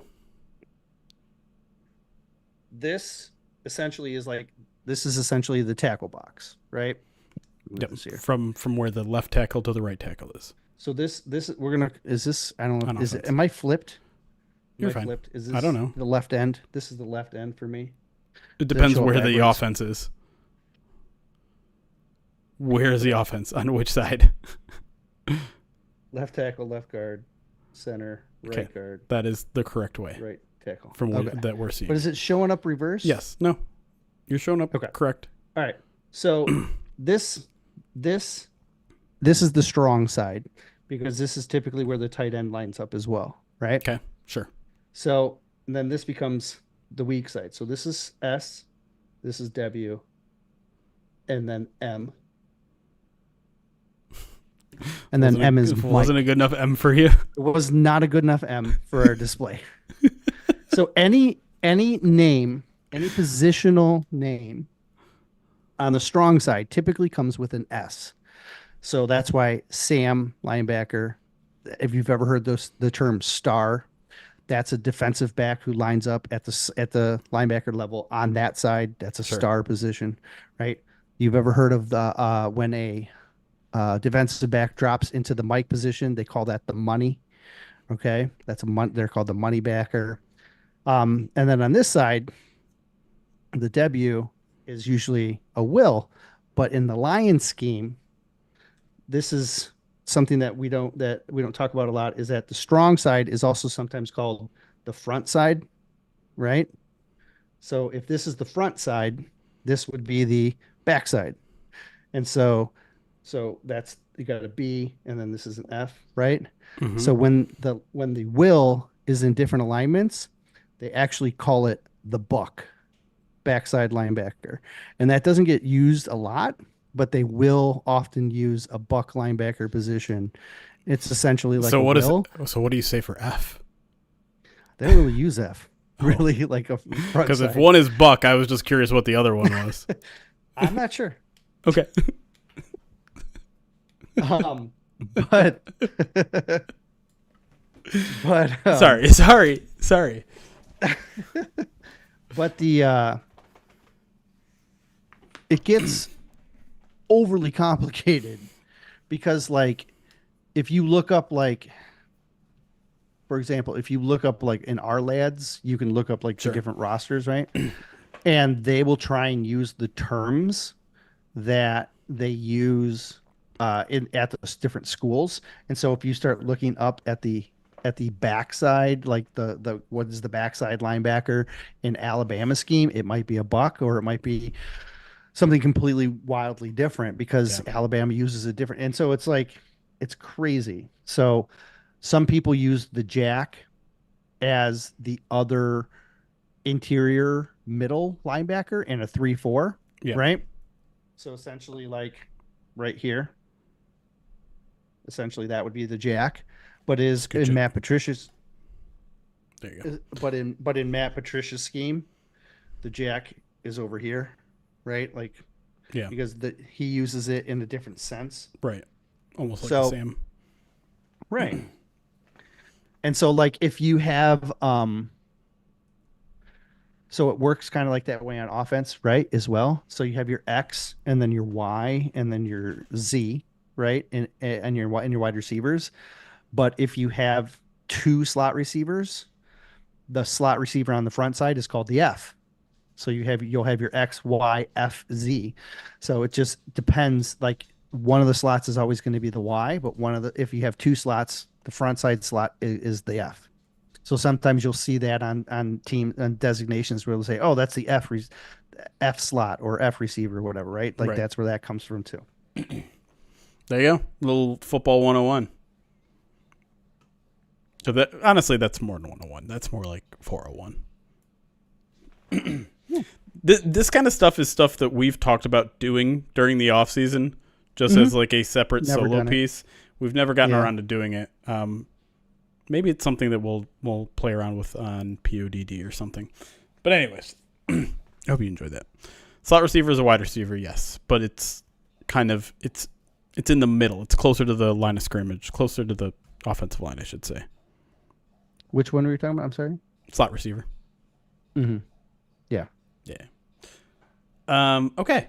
I think we are good on questions from the live audience. If you guys have more questions, I would say hold on to it until we get to the end of the podcast.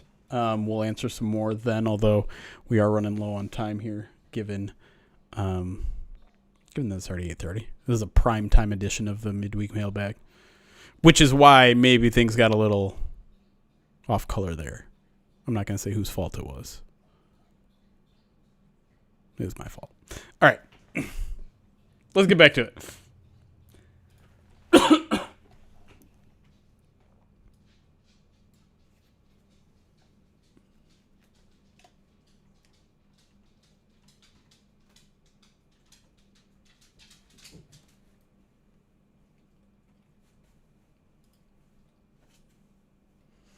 Welcome back to the midweek mailbag here on your Pride of Detroit podcast feed. My name, I don't need to reintroduce myself. It's Jeremy and Erik again. We're going to jump right back into your questions here. This one comes from Lions UK NFL, who asks, I've always wondered, how do Lions or any other team choose lesser known players such as Muhammad or Gill for the practice squad? Through agents, in-house recommendations, filtering a database of known free agents for selected metrics?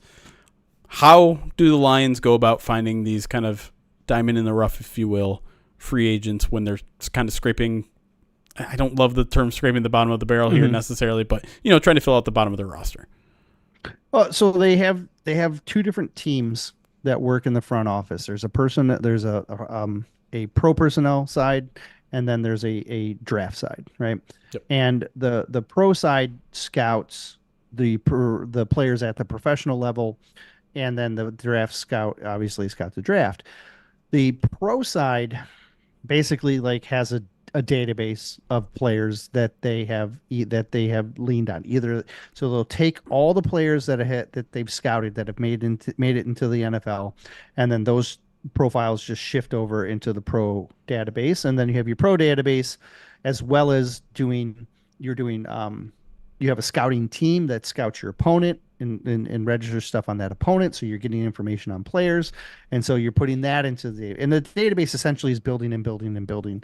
And so you have a lot of information at your hands. And then when it comes time to address an injury or you want to add some depth, they can sort through their database and say, okay, these are the guys that we're looking at.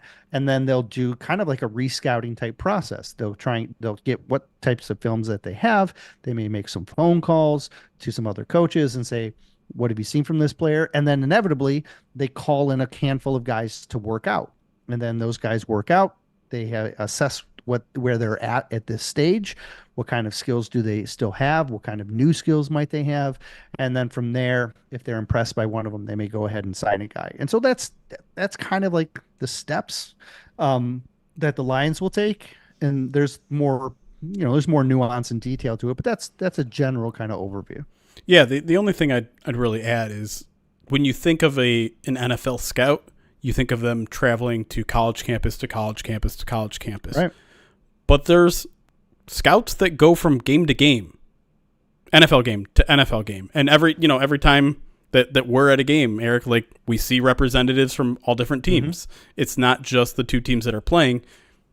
They're bringing scouts to all these games. And so, when it comes to some of these guys that the Lions are picking, now obviously you're not necessarily seeing them on game days, but there's scouts. There's a lot more scouts, I would say, that typically travel during the preseason, because that's when you're trying to build up your not just your 60-man roster, but your 70-man roster, your 80-man roster, your 90-man roster, in theory, so that when the injury bug hits and you need to fill some role, you have those names in your Rolodex, so to speak. Showing my age here, even mentioning a Rolodex here, but it's a complicated process. While obviously the Lions have more resources into their college scouting, they do have a pro scouting department, and that's where Ragnow came from, right? Like I'm sure Ragnow still has a big hand in that. In case you don't know, now their director of pro scouting is Rob Lohman. He has an assistant director named Joe Kellner. Rob Lohman's been in the league for like 30 years as well. Yep. Like he's got a wealth of knowledge, and you see him all the time too. Like he's in the building. Yep. You see him at games. He has a recognizable face for people who are looking for him. And even on staff, if you go to their directory page, Justin Licker is their pro scout, and he has an assistant pro scout called Blake Ask. So there's a whole department towards that, and it's not just word of mouth type of stuff. It's actually putting in the grunt work, much like a college scout does.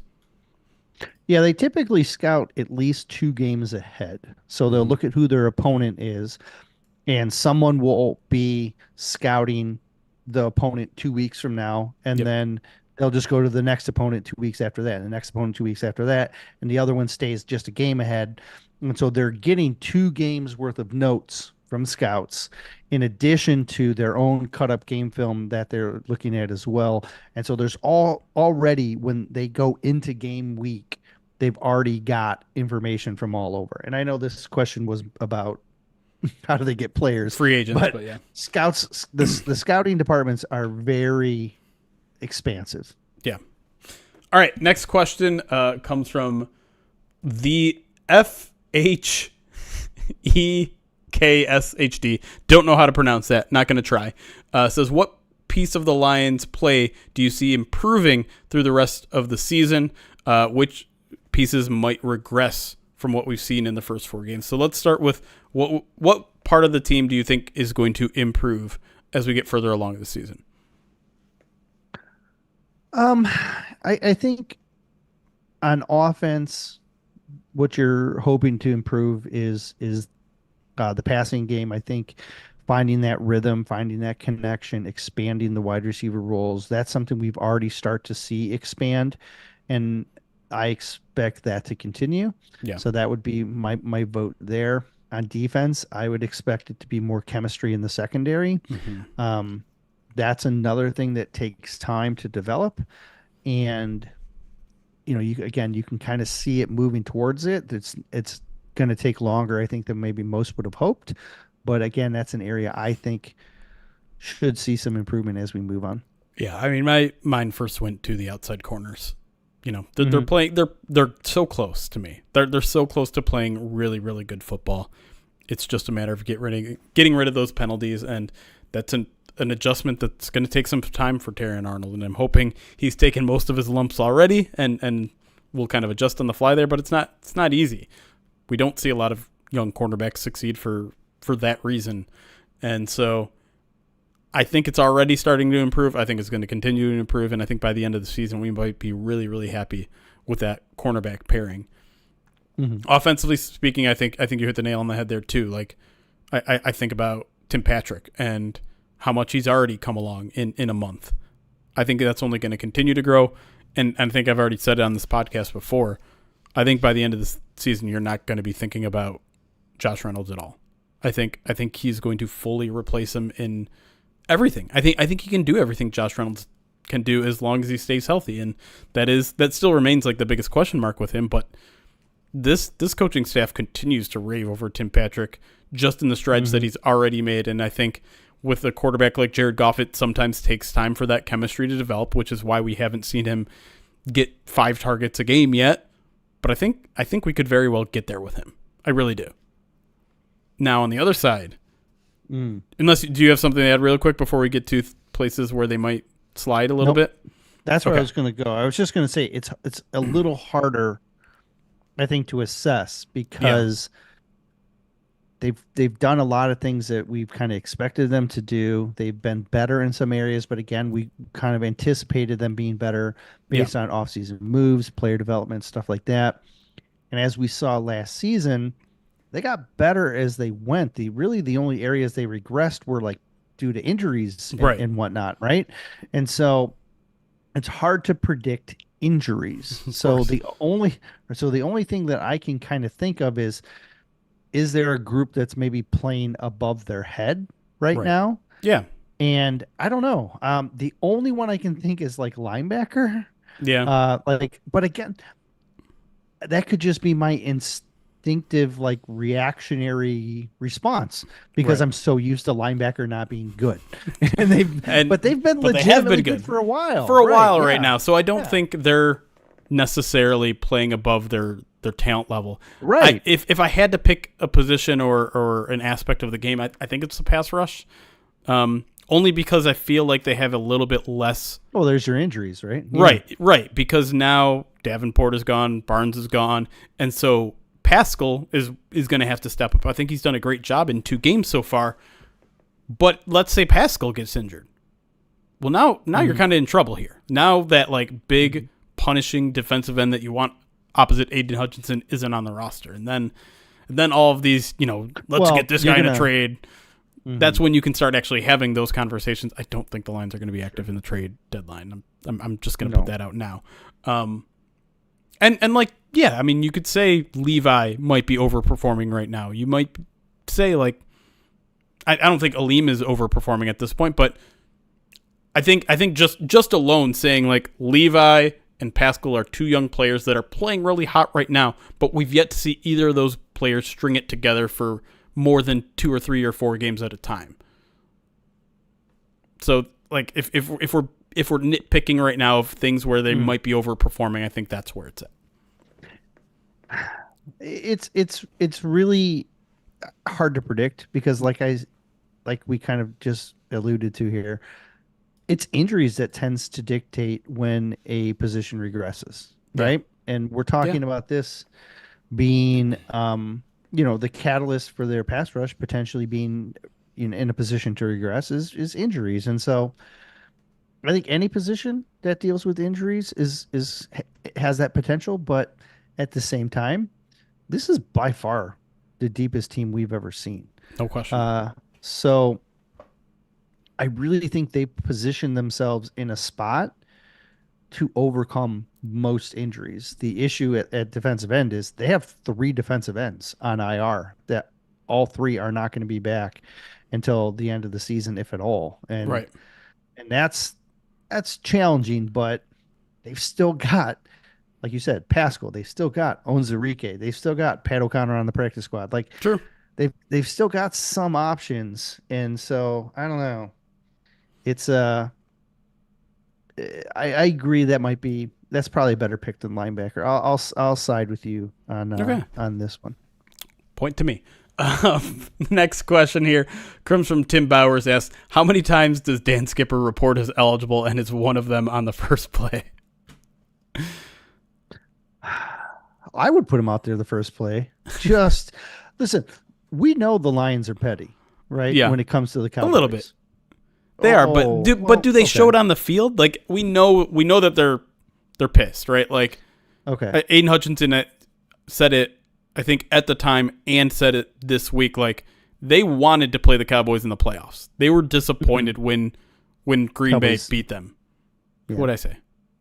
No, you're right. Okay. No, I was just I was going to say something that was maybe not appropriate, and so I stopped myself. Got it. So like we know this game means more to them, and I know Dan Campbell has kind of been trying to downplay and be like, listen, this is just the next game. It's an NFC opponent. Sure. It's an NFC contender. It matters more in that sense. Yeah, you never lose the controlled fury or whatever the phrase was. But at the same time, like we have to stay disciplined. We have to keep our head straight. We can't treat this game like it's something extra special. Just treat it like it's an important game, like it is. In our Twitch chat, I like Drew Falcon's idea. I would make Taylor Decker report as eligible for the first play. I think that would be hilarious. That would be even better than Skipper reporting as eligible. Like just put Skipper at left tackle, make Decker check in. It is kind of weird and funny to me that like everyone gets excited when Dan Skipper gets reported as eligible. That was the mistake that the officials made. They reported right. Dan Skipper as eligible. Like that's the thing we should be booing. If they report Taylor Decker as eligible, then we start clapping because they'll actually get it right. If he is eligible on the play. That's support of Skip though. Skip has become a cult hero in this whole thing over this because the fiery red face and he was so pissed. He was so mad. Like so mad. And I was telling this to RJ, like that's the most pissed I've ever seen Dan Campbell by 1,000,000%, because he's never pissed. Like Dan Campbell is one of the most like calm, cool, and collective guys on the sideline. He lost his cool that game, the post game, the Monday morning press conference after it 48 hours later. A year later. Now Dan Campbell's an emotional guy, but it's almost always going the other way. Yes. It's almost always, I made a mistake, I'm taking responsibility, him getting emotional because he feels bad for his players. It's rare to see him do this heel turn here and get mad and be like, just such anger. Completely valid. I completely understand it. Sure. I think it was a visceral reaction. I think every Lions fan had, and I think you're going to see a lot of bad memories, and a lot of you're going to see that Dallas field, and you're just going to get a little pit in your stomach, right? Mm-hmm. I mean, it's the third year in a row we've had to see this stupid field, but okay. Besides the point, can we make? I don't mean to interrupt your point, but it just came to me here. That we haven't done our little in episode bet, and I have a good one, I think. Over under end of first quarter, they show the replays from that game, the end of the game. Oh, they're going to show in the pregame, right? But that doesn't count. You mean I'm talking about the first snap and the kickoff. It will in the first quarter, yes, in the first 5 minutes. Okay. First 5 minutes. It's the first time the Lions are on offense, they are going to show that unless something ridiculous like it's a it's one of these like bombs to JMO trick plays that nobody's expecting, and they score so fast like you can't even Right. get the players, like you can't even announce the player players intros. on offense. Yeah, Right? yeah. Yeah, it's going to be player intros. One nice thing about Goff, Taylor Decker. Okay, but they have to show it. They can't just reference it. They have to actually show the play. They're going to show it at some point in the Yes. first quarter. Yes. Okay. Let's split the first quarter in half. You'll take the first half of the first quarter. I'll take the last half of the second quarter. Or last half of the first quarter. If it happens any other point, we'll call it a draw. Tough part is if the Lions don't get the ball, I only get one drive instead of you know what I mean? So that's risky, but I don't care.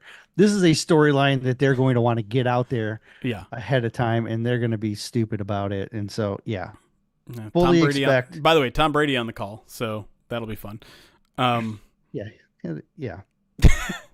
Okay, but let's go back to the original question, because I think there's actually like a strategic question within this that isn't just, hey, are they going to be petty?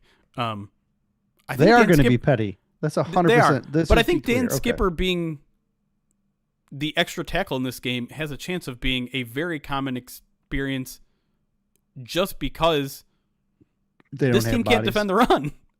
This team can't defend the run, so why not just go bulk jumbo package? Well, because you might not have to. You might be able to gash them without, right? That's a good point too. Right? If you can, because their best asset is their secondary. So why not run their secondary off and then just punch them in the mouth, right? Yeah. So, okay, let's just think strategically. From a defensive standpoint, Dallas is trying to think if they're like they only use Skipper twice against the Rams, once against the Bucks, 15 times against the Cardinals, right, and then 4 times last week against Seattle. 15 surprised me. I would be shocked if it's 15. At the same time, they ran the ball a lot against the Cardinals. That was part of the game plan. Right? They came out and said this was a deliberate choice. And that's what I'm saying. Like, right? You're right that they might not need the sixth guy to run all over this defense, but I think running is the plan, and I think they like having 6 offensive linemen and saying, like, go ahead and try to stop us. Like, that's the thing to me, is like the ultimate, alpha move here is, oh, you thought all week we were going to run the ball. Well, guess what? You were right. Now go stop us.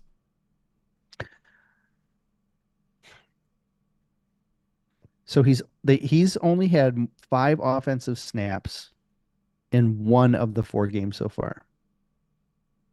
You think that's over? Yeah. I think that's over. I think we're going to go over 5 for sure. Yeah.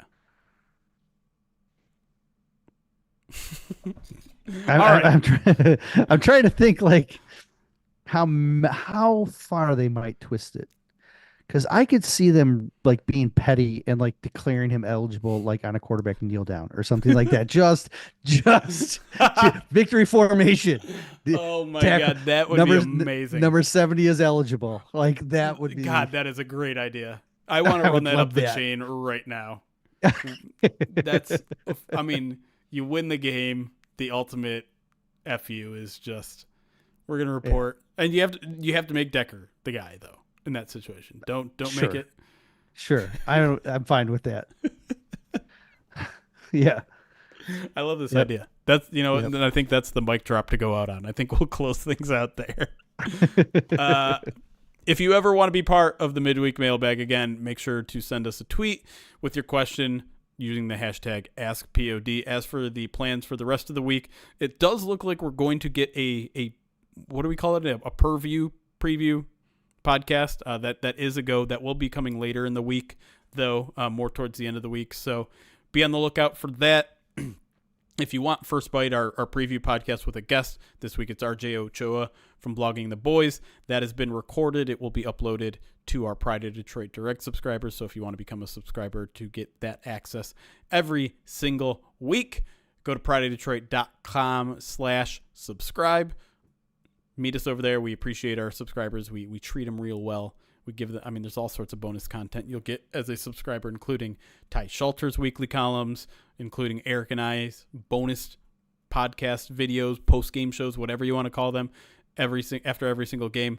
But until then, my name's Jeremy. His name is Erik. Thank you all for listening. It's chaos. Be kind. Recording stopped. Yes, Madden Sim Saturday. Sorry. That should be good to go as normal, assuming that the feed doesn't cut off and I have to just watch the Madden Sim sadly by myself. I like the adjective you added in. Yeah, it was I like it. To me, it was so sad, just like sitting here quietly watching a game of Madden without providing commentary and. I mean, did you provide commentary anyways? No, I didn't. Someone asked me that. And no. It's just if I'm not projecting this to an audience and sharing this experience with an audience, I'm just a guy watching the computer play each other in Madden. And how sad of a visual is that? Good question. Yeah. You were just telling people the final score anyways. Couldn't you have walked away, right? Well, okay, so I was at my computer. I have 2 monitors. I was working on the other monitor. I was doing other things. Okay. Okay. So it was in my there. head. But I mean, part of me wanted to be able to at least provide a background of how they got there. If it was a crazy finish, I want to be well, the Lions tied it up with 30 seconds left, but then Seattle came back and did this. Okay. Yeah, Jay-Z, I just saw that as well. Erik shared it, I think, on Twitter. The Goff's What's that? black jersey, black uniform is now in the Hall of Fame due to his perfect game. Now, I always wonder when because this happens a lot, right? They'll put something in the Hall of Fame for something notable that happened during the season. Does it stay there forever? Or is it just here's a seasonal... They archive it. Or they can send it, or they might do they send it back? Yeah, they might send it to the team, and then the team puts it on display. Remember how we saw those things on level 2 at Ford Field, the Billy Sims jersey and stuff like that. That's probably stuff that came from the hall, and so that would be my guess. Sorry. I'm laughing because Tactile Puma pulled out a Dan Campbell quote that I'd completely forgotten about after the Cowboys game, where he's continuing to get peppered questions about why he's so mad, and finally he snaps back at Burkett and he goes, "I'm mad because we didn't win the game, Dave."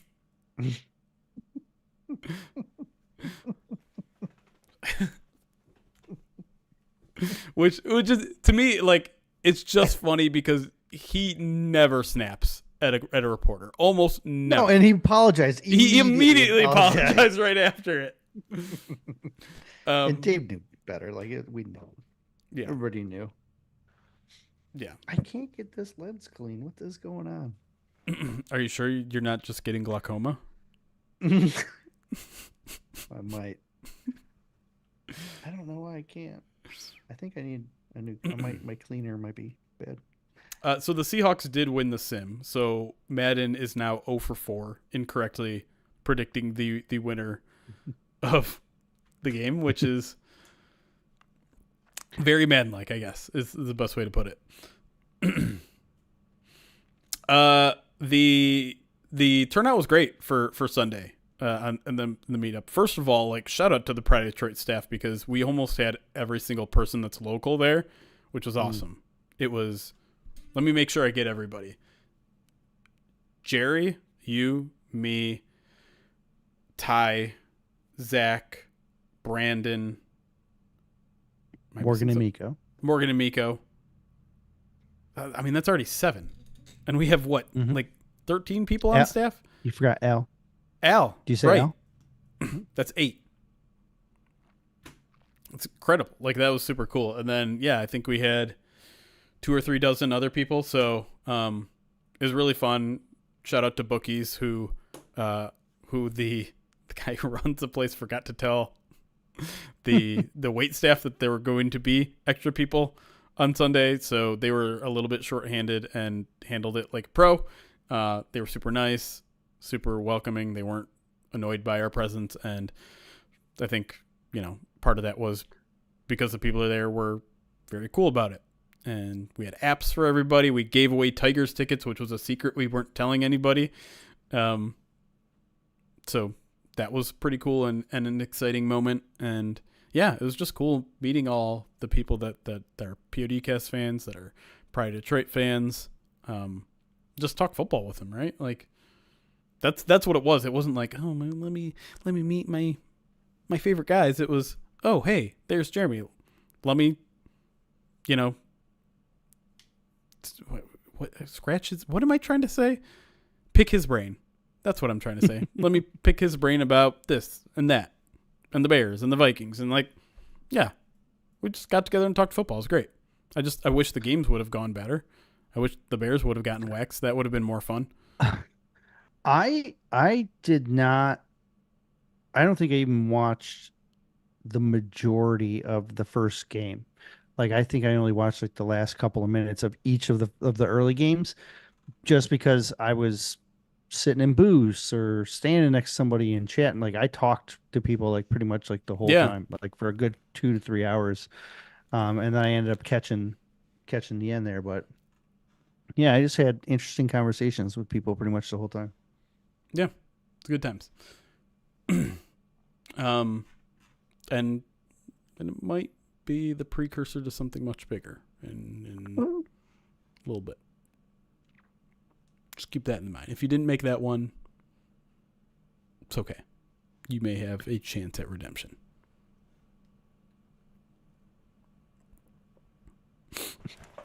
Anyways, Brad Allen is not the ref. It is John Hussey. I put something in the chat if everyone can see it. I don't know how the chat's merged. Twitch can see it. Okay. For the YouTube followers, John Hussey, he's been in the league for 23 years, 10 years as a referee. Last year, he threw boatloads of flags. Boatloads. But he was getting, like, called out on it. Like, to the point that it was like notable. Like, he was making a mistake and then he'd throw a bunch of flags to cover it up. Not that much this year. This year it's the opposite. He is a full 2 flags under. He's overcompensating. Yes, I do. I believe that is what is happening. The average flags are 13 flags in the NFL a week. He throws 11. So, hey, let's keep a full it that 2 way. under right now was a good thing. The Lions were penalized 11 times or 12 times last game, and then 9 the game before that, which seems very out of character. Certainly, I think some of the refs got a little flag happy with the secondary. Yes, it was not our fault. Familiar It with was their fault. The secondary? The secondary is like the cornerbacks and the safety. Hey! No making fun of questions like that. I'm not making fun of anybody. Ruby, I don't know what to do with him.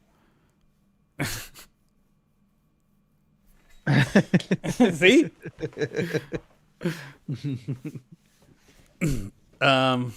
Whoops. See, that's how she knows we're friends. Is you're poking? So you are making fun of her? Just no. a gentle hazing. What is this Reddit link you're sending me? Oh, just random tidbits about John Hussey and his crew. 2 DPIs. There would have been 2 more, but they were declined, and 1 OPI. Interesting.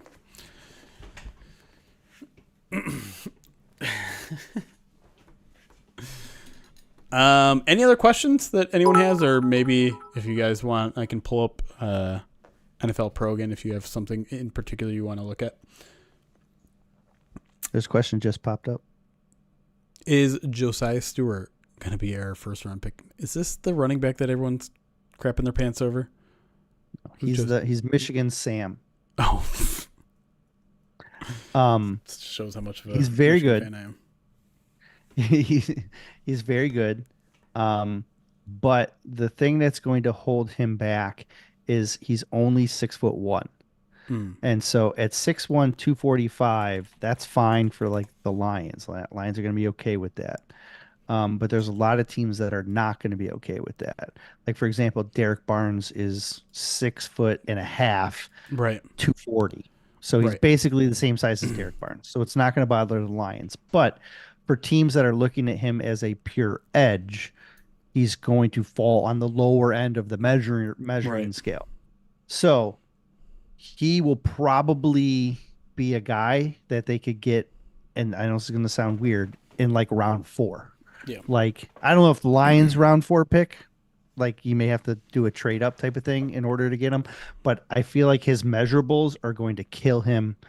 um, I like his talent. I think he would fit the Lions scheme like a glove. If the Lions had a third round pick, I'd suggest that they use a third round pick on him, like their late back half, like the Broderick Martin style pick. I would say that would be perfectly acceptable. Um, but I have a feeling his measurables are going to hurt him. Yeah. And but he's I mean I think he's what they're looking for in a Sam to either to complement Derek Barnes or maybe as a replacement. Ross Gaynter asked, when do the Lions travel to Dallas? I saw Amon Ra was at the game tonight. How many more players will be at the game tomorrow? I think the answer to your first question is Saturday. They almost always travel on Saturday before a Sunday game. The answer to your last question, how many players will be at the game tomorrow, is going to be zero. Because the only reason they were at the game today was because today was their off day. Normally it's Tuesday is their off day, but no practice today because they practice hard on Tuesday. Tomorrow they're back to a normal schedule, which a normal schedule for an NFL player during a game week is 7:30 a.m. to 8 p.m. Like, it's very long days. And I don't know what time the Tigers game is at, but I imagine it's before 8 p.m. So no Lions are going to be at the Tigers game tomorrow, I imagine, which is a bummer because obviously it's a potential clinching game, but they're back into the thick of things. The typical, in case you don't know, the typical work week for a game week, let's presume a Sunday game, is Monday is kind of film review day where you're not getting much or any work on the field. Tuesday is the player's day off. Wednesday is the install of the next game plan, your first practice. Tuesday you practice again. Friday you practice again. Saturday you travel or you stay home and do walkthroughs. Walkthrough. Then Sunday's game day. And that's about it. Yeah, this week's a little different because they had multiple days off leading up to the Yep. game. Following a Thursday game, you'll probably see them do this again. Following the Packers game in late November, they kind of just bump everything up a day so they can spread the work out a little bit more, Yep. take it a little easier on the players so you're not cramming as much, and it's a little bit an easier process. And Campbell said that's typically what the players prefer. That's why they do it that way. Yep. What are the weak links in the Dallas O line? Um, Tackles and well, okay, you have a tackle, rookie left tackle, a rookie center, and then you have a average but apparently below average right tackle as well. yeah, I mean, if you were to look at PFF stats, because I did after RJ Ochoa said that the right tackle might be the worst player starting on their entire team. His run blocking is really good. His pass blocking is not very good. So, I would say yeah, center and tackles are probably the weakest Yeah, points. and look, the rookies are good players and are going to be good Right. players, but they're not there yet. They're still a little inconsistent. Things that you expect out of rookie offensive linemen because the transition to the NFL is challenging. That's one of the reasons why you see teams that have sustainable offensive lines try the draft and develop route as opposed to trying to plug and play a guy unless they need to. And so Dallas just kind of got overextended with some of their contracts, had to make some, decisions. They elected this year to rely on multiple rookies. I think they have four rookies in starting roles. Last week it was, Hmm. and then a couple of them, and sometimes it's five depending on injuries. Like Nealon got a start last week because of injury, and he would have probably started more, but then he got injured himself. Kalen Carson was in this starting lineup. We talked about him earlier because of the injury to Yeah. Bland. Um, Guyton is the left tackle. Beebe is the center, and then the linebacker out of Notre Dame. What's his name? Luafu is there. Like Sam plays like 40 to 50% of the snaps. But so playing 4 or 5 rookies is a little unusual. And let's be clear though, this is not a Gibbs Laporta Branch rookie class either. Like this Right. is a Out of normal necessity. rookie class, Yeah. right? Yeah, this is like that they're having to rely on because they've invested money or didn't have a good enough off season and or so it's there. I think they could have been in a couple of they could it could have been in a better spot if they had a little bit more opportunity in the off season. Yeah. So, like, they're talking like in Dallas, they're getting questions like, "Is this a soft rebuild?" Like, that's where they're at. Like, they got a And they're question. 3-2, by the way. I know. And the last 3 years, they've been 12-5, 12-5 each of the last 3 years. And yeah, and they're 3-2, and people and they're literally asking questions. Is this kind of like a soft rebuild with all you play all these rookies? You're like crazy. Uncle T have asked, are we going to wear our black jerseys again on the road with Dallas wearing their whites? No. I'm not sure. I think they technically would be allowed to, but we already know the 2 games in which they're going to wear their blacks. One was the one, obviously, that was just played. And then according to Justin Rogers, Buffalo at home is going to be the other one. And I think they're either only allowed 2 or 3. I believe the Lions prefer to wear their whites in Dallas because Dallas prefers to wear their whites, and they purposely try and wear their whites just to F with Dallas, if I'm not mistaken. The Lions wear their whites at home against Dallas. Oh, that's right. That's right. Yes. Yes. Just to mess with them. Because Justin Rogers actually just put out a really interesting article about how the selection process of uniforms go. Basically, the way it works, I don't want to spoil the whole thing. You should go over to Detroit Football Network and read it. But the way the process works is very shortly after the schedule comes out, the home team picks out which jersey they're going to wear. Just the jersey, not everything else. What color jersey they're going to wear. It's basically procedural. You wear your normal home colors for all these games. You pick the 2 or 3 alternate games, your throwback, whatever. And then after that information gets sent to the team you're playing. They decide what they're going to wear to counter that. So it's always the home team's option first, which is why when they're playing Dallas, they wear the whites so that they make the Cowboys wear their blues, which they almost never wear, I guess, because they wear their whites at home too. But anyways, so the Lions have already decided what games they're going to wear their black uniforms. So this is all done like before the season starts. So all these like jersey, Yes. when to wear them, and all that stuff. It's all done. The only thing ahead that of time. the only thing that changes is pants color. Pant colors are decided the week of the game. And socks, right? And They can socks. change the Correct. socks too. Yep. So we'll see what they wear. Blueberries is very much on the table, I would say. So John wanted us to maybe review the James Houston film. Do you want to do that? Does chat want us to do that, or are we? You might not like what I say, but Yeah, I'm fine with it. we could do it, but I almost feel like we've buried the guy enough. How many snaps did he play? I don't even know. Was it 7 or 8 or something? If it's 7 or is less than Nowoski? Oh my god. No, I don't think it's less than I was. I think he may have hit double digits.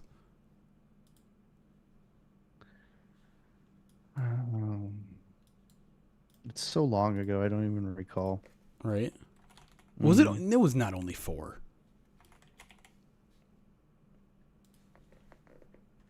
Nah, he's got a handful here. I'm gonna look. It's a bunch. 14. 14 makes way more sense. All right, let's watch them until we get sick of watching them.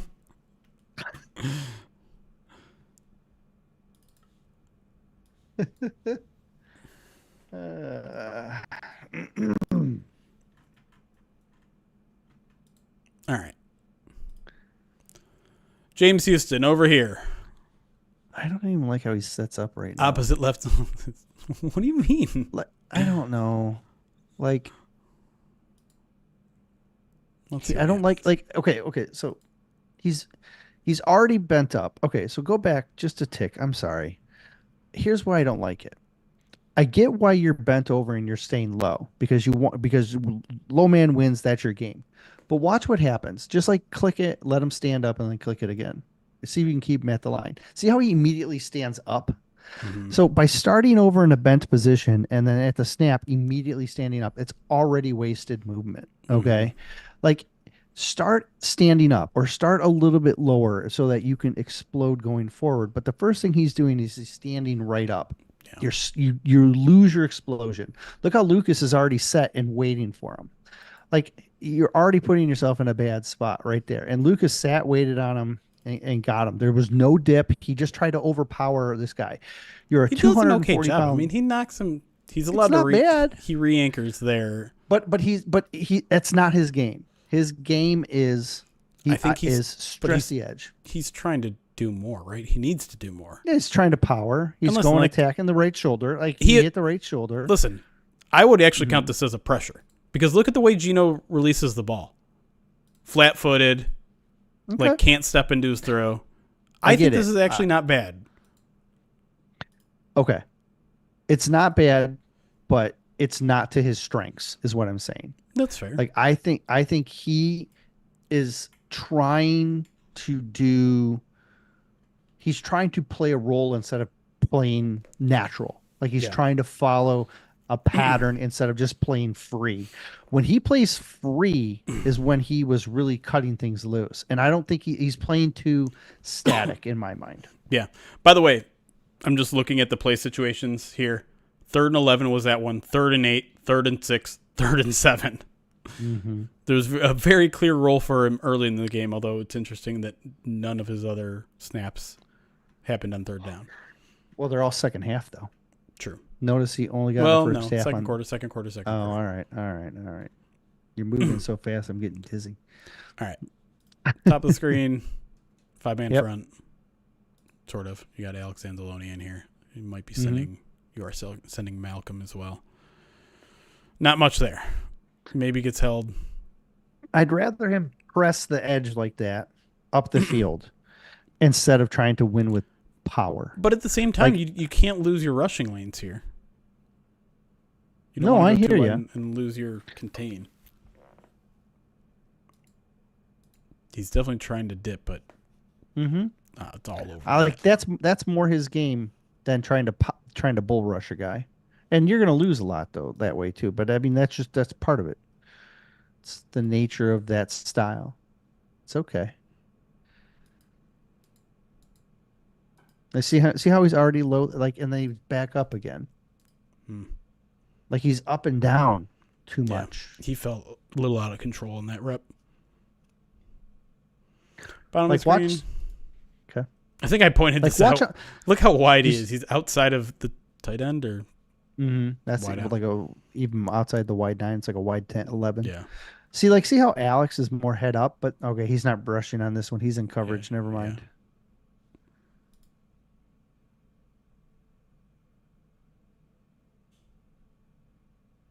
So he actually gets taken by the tight end there. That's just chip. Yeah, a chip just to slow him down. And then okay, go back for a sec here. Just a tick. Pause. Okay, now he's got an angle, right? Like he can come out. If he keeps his arc, that's a tough drop for Lucas.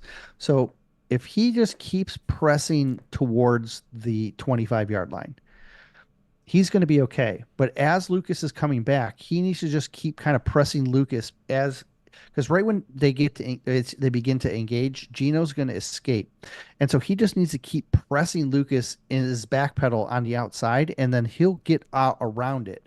Instead, he kind of just goes right into the tackle. But if Gino escapes, no, it's pretty close.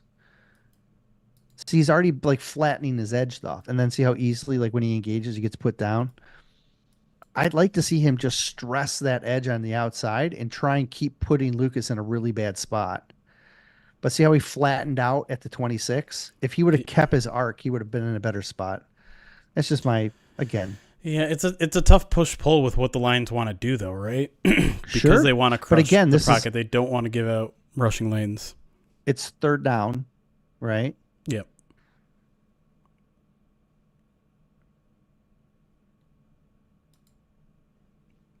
It's interesting because Aiden takes the inside route and gives up outside contain. Right.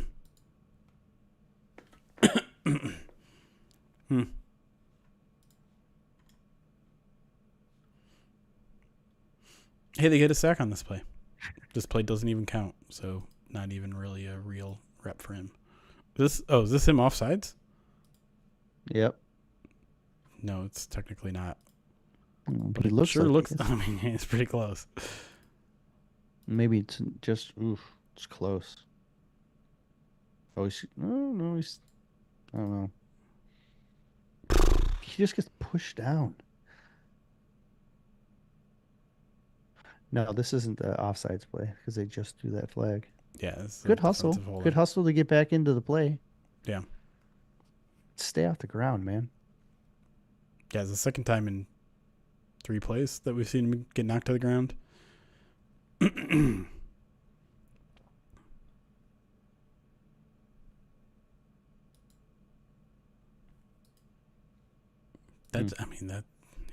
Can you do me a favor? Hold on, right there. I want to go back to like the snap. Let's slow this down too. Thank you. Just go to the snap because you can kind of see Malcolm is more standing upright, whereas Houston's bent over. Now watch, Malcolm's going to take one step. Watch how Malcolm explodes at the snap. Well, I guess they're about the same. Malcolm's a little slow actually.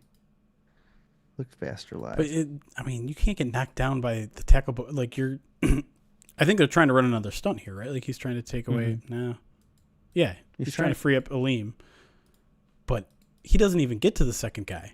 The first guy just shoves him down with one shove. Boom. It almost frees up Aleem still, but yeah, he's a good tackle though. Yeah. But yeah, that's not ideal. What we got here? Another passing play. Good. That's better. That's better. He's not bent over. Has his head up. He can see where things are going. Yeah. So he bites on the play fake a little bit, but that's understandable. No, he's playing contain though too, right? Yeah. That's fine. That's fine. I'm okay with that. Yep. He's not going to get home. Pascal. That's a good rep from Pascal. All right. We don't need to rewatch that one. James Houston offsides. Jeez. So he's just lined up offsides here. Mm-hmm. It's hard to tell from the single. He's not, he looked more offsides than the other one. Well, he did a little bit, but there's also a little bit of a late lean here. That's tough. Oh, it's this play. God. Ridiculous.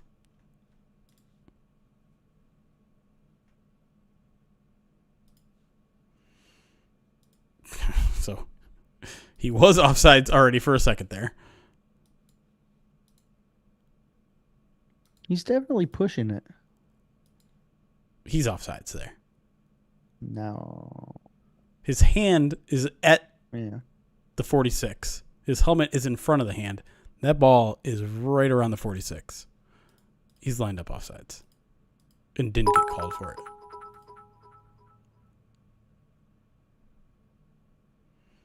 That was a better pass rush there. It was okay. At least he had like a counter move. Yeah, that's where I was going. He at least strung a couple things together.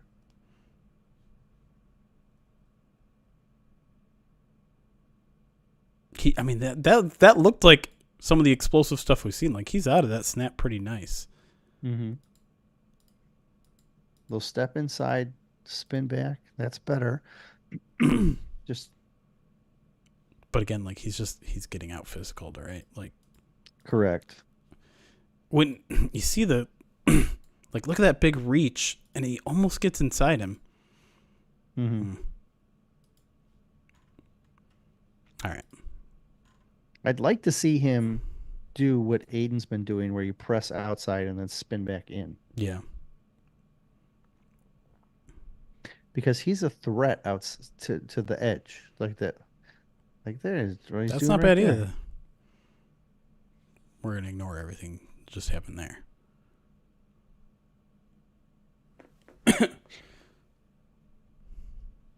I want to slow this one down. Oh. Ow. Dang it.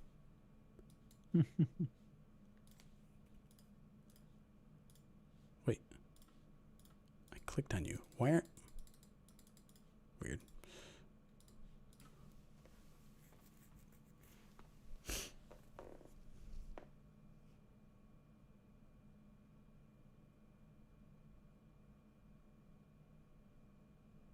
Good, it's a good arm to Yeah, extend, and that's not bad. he's just powering though.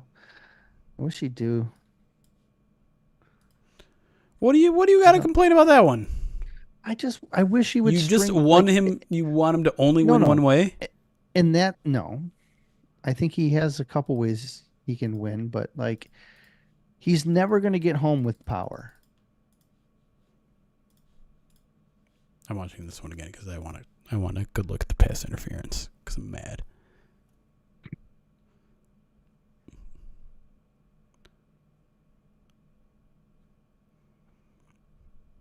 That's a heck of a play by Pascal too.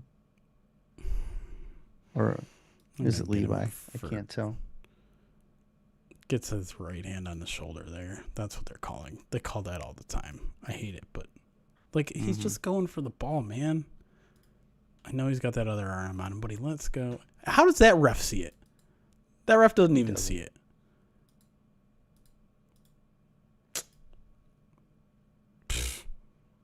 I'll accept that flag. I won't accept that one. Anyways. This is the me complaining about pass interference hour. Not offsides there. No.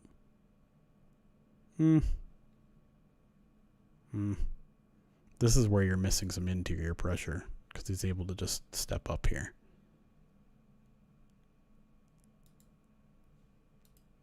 Yeah, I don't like that big lane right there. See how he's getting bent over though? Like he's just getting like folded in half. Yeah. Power is just not.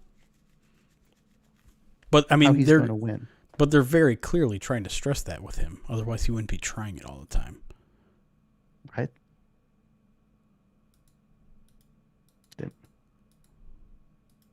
His hands are too high too.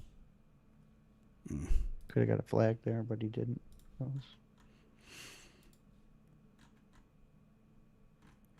Defensive holding. Get out of here.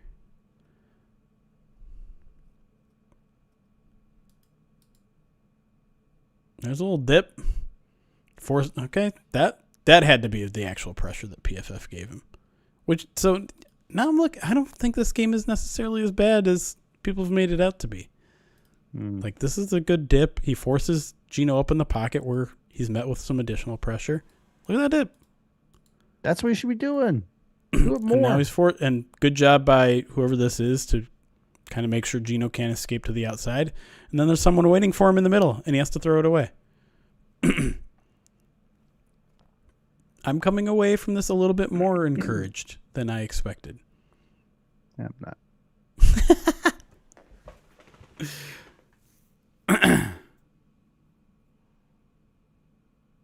Like, do that more.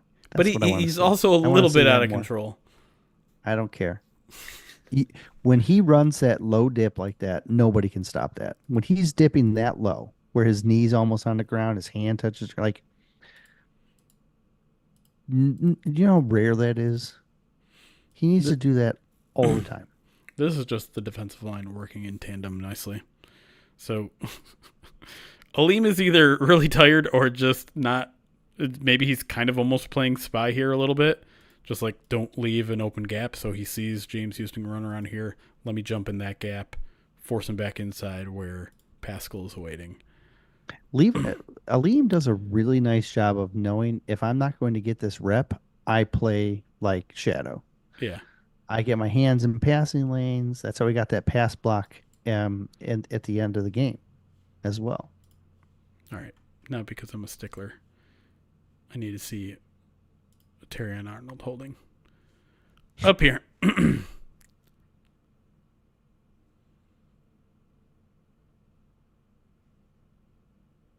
wrong. We're still on you. It's almost done.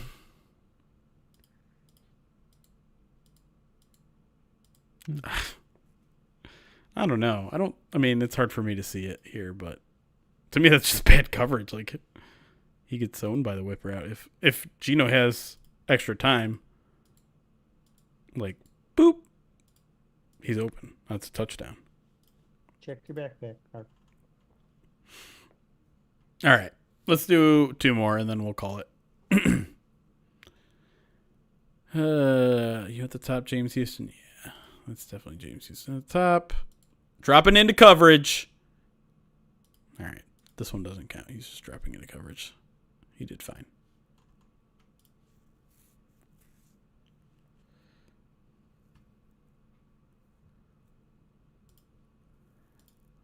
All right, there at the bottom.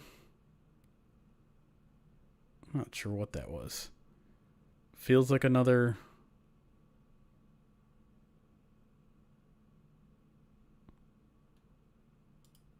Is this the same play? Must be.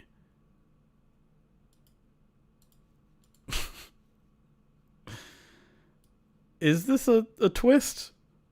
Or is there some sort of mistake here? Because they're basically running to the same spot. Pecco comes... Is that Pecco or is that Reader? Stupid numbers. I think it's Pecco. Yeah. It looks like a stunt. You're muted, but... I said Pecco hasn't got a pressure all year. It's weird for me to run a stunt when they're so far apart. Like, look how far apart they are. Especially with that combo. Also true.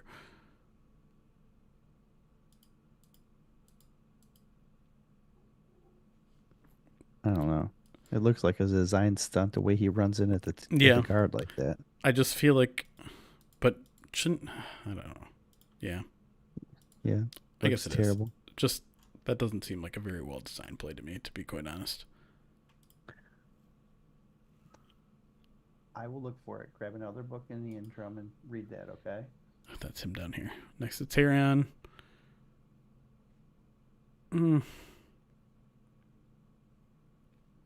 I got no qualms with that one either.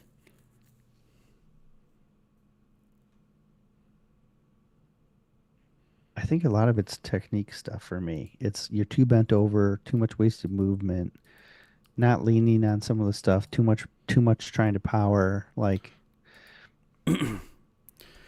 I do think there's hey, I'm trying to show I can be physical. Trying to be a complete player, right? But like, this is a great example of him just not being that guy. Like, he tries to be physical and just gets tossed. He's just not big enough. Like, he's a linebacker, like a legit linebacker size. And let's cap it off with one more offsides. 1, 2, 3, 4, 5, 6, 7, 8, 9, 10, 11. Okay. Oh, geez, he just jumped it. Yeah. Still didn't get home.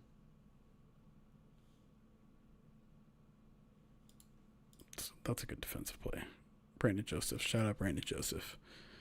Who gets the pressure here? Because they got a pressure in a hurry.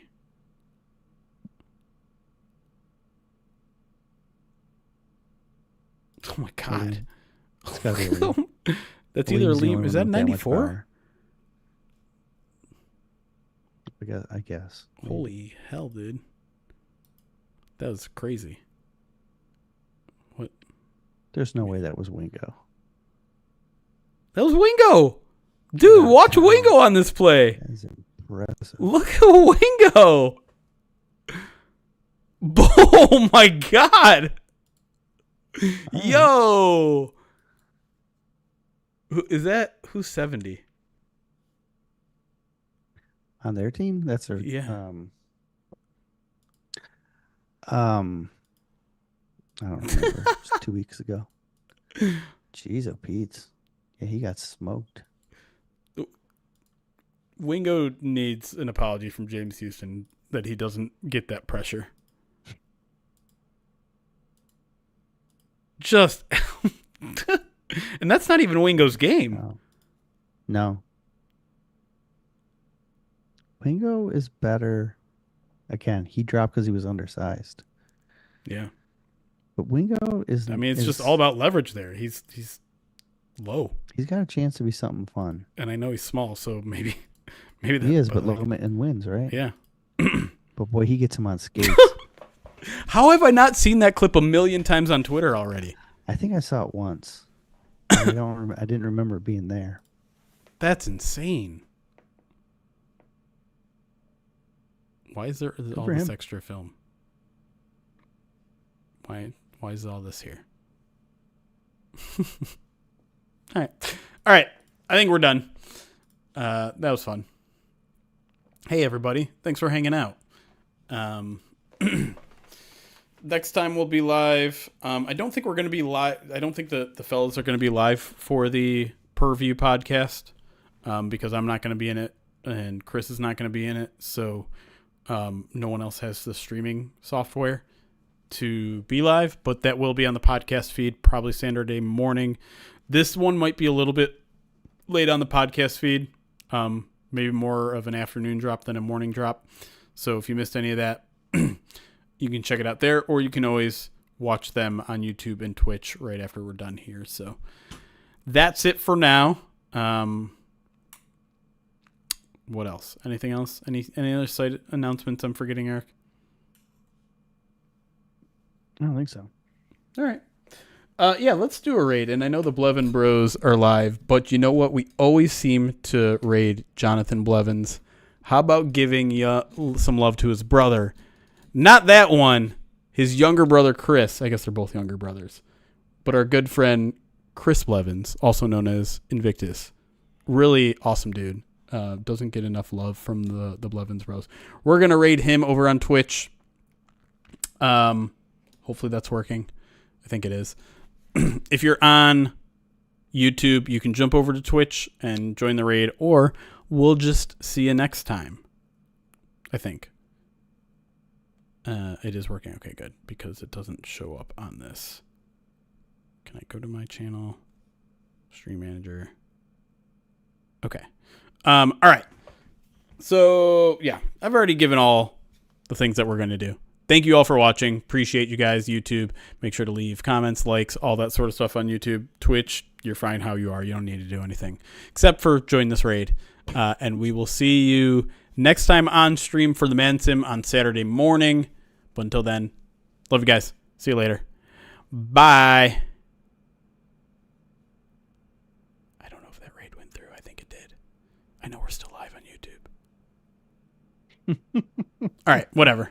If it did work, it didn't. If it didn't, whatever. See you guys later. All three of them.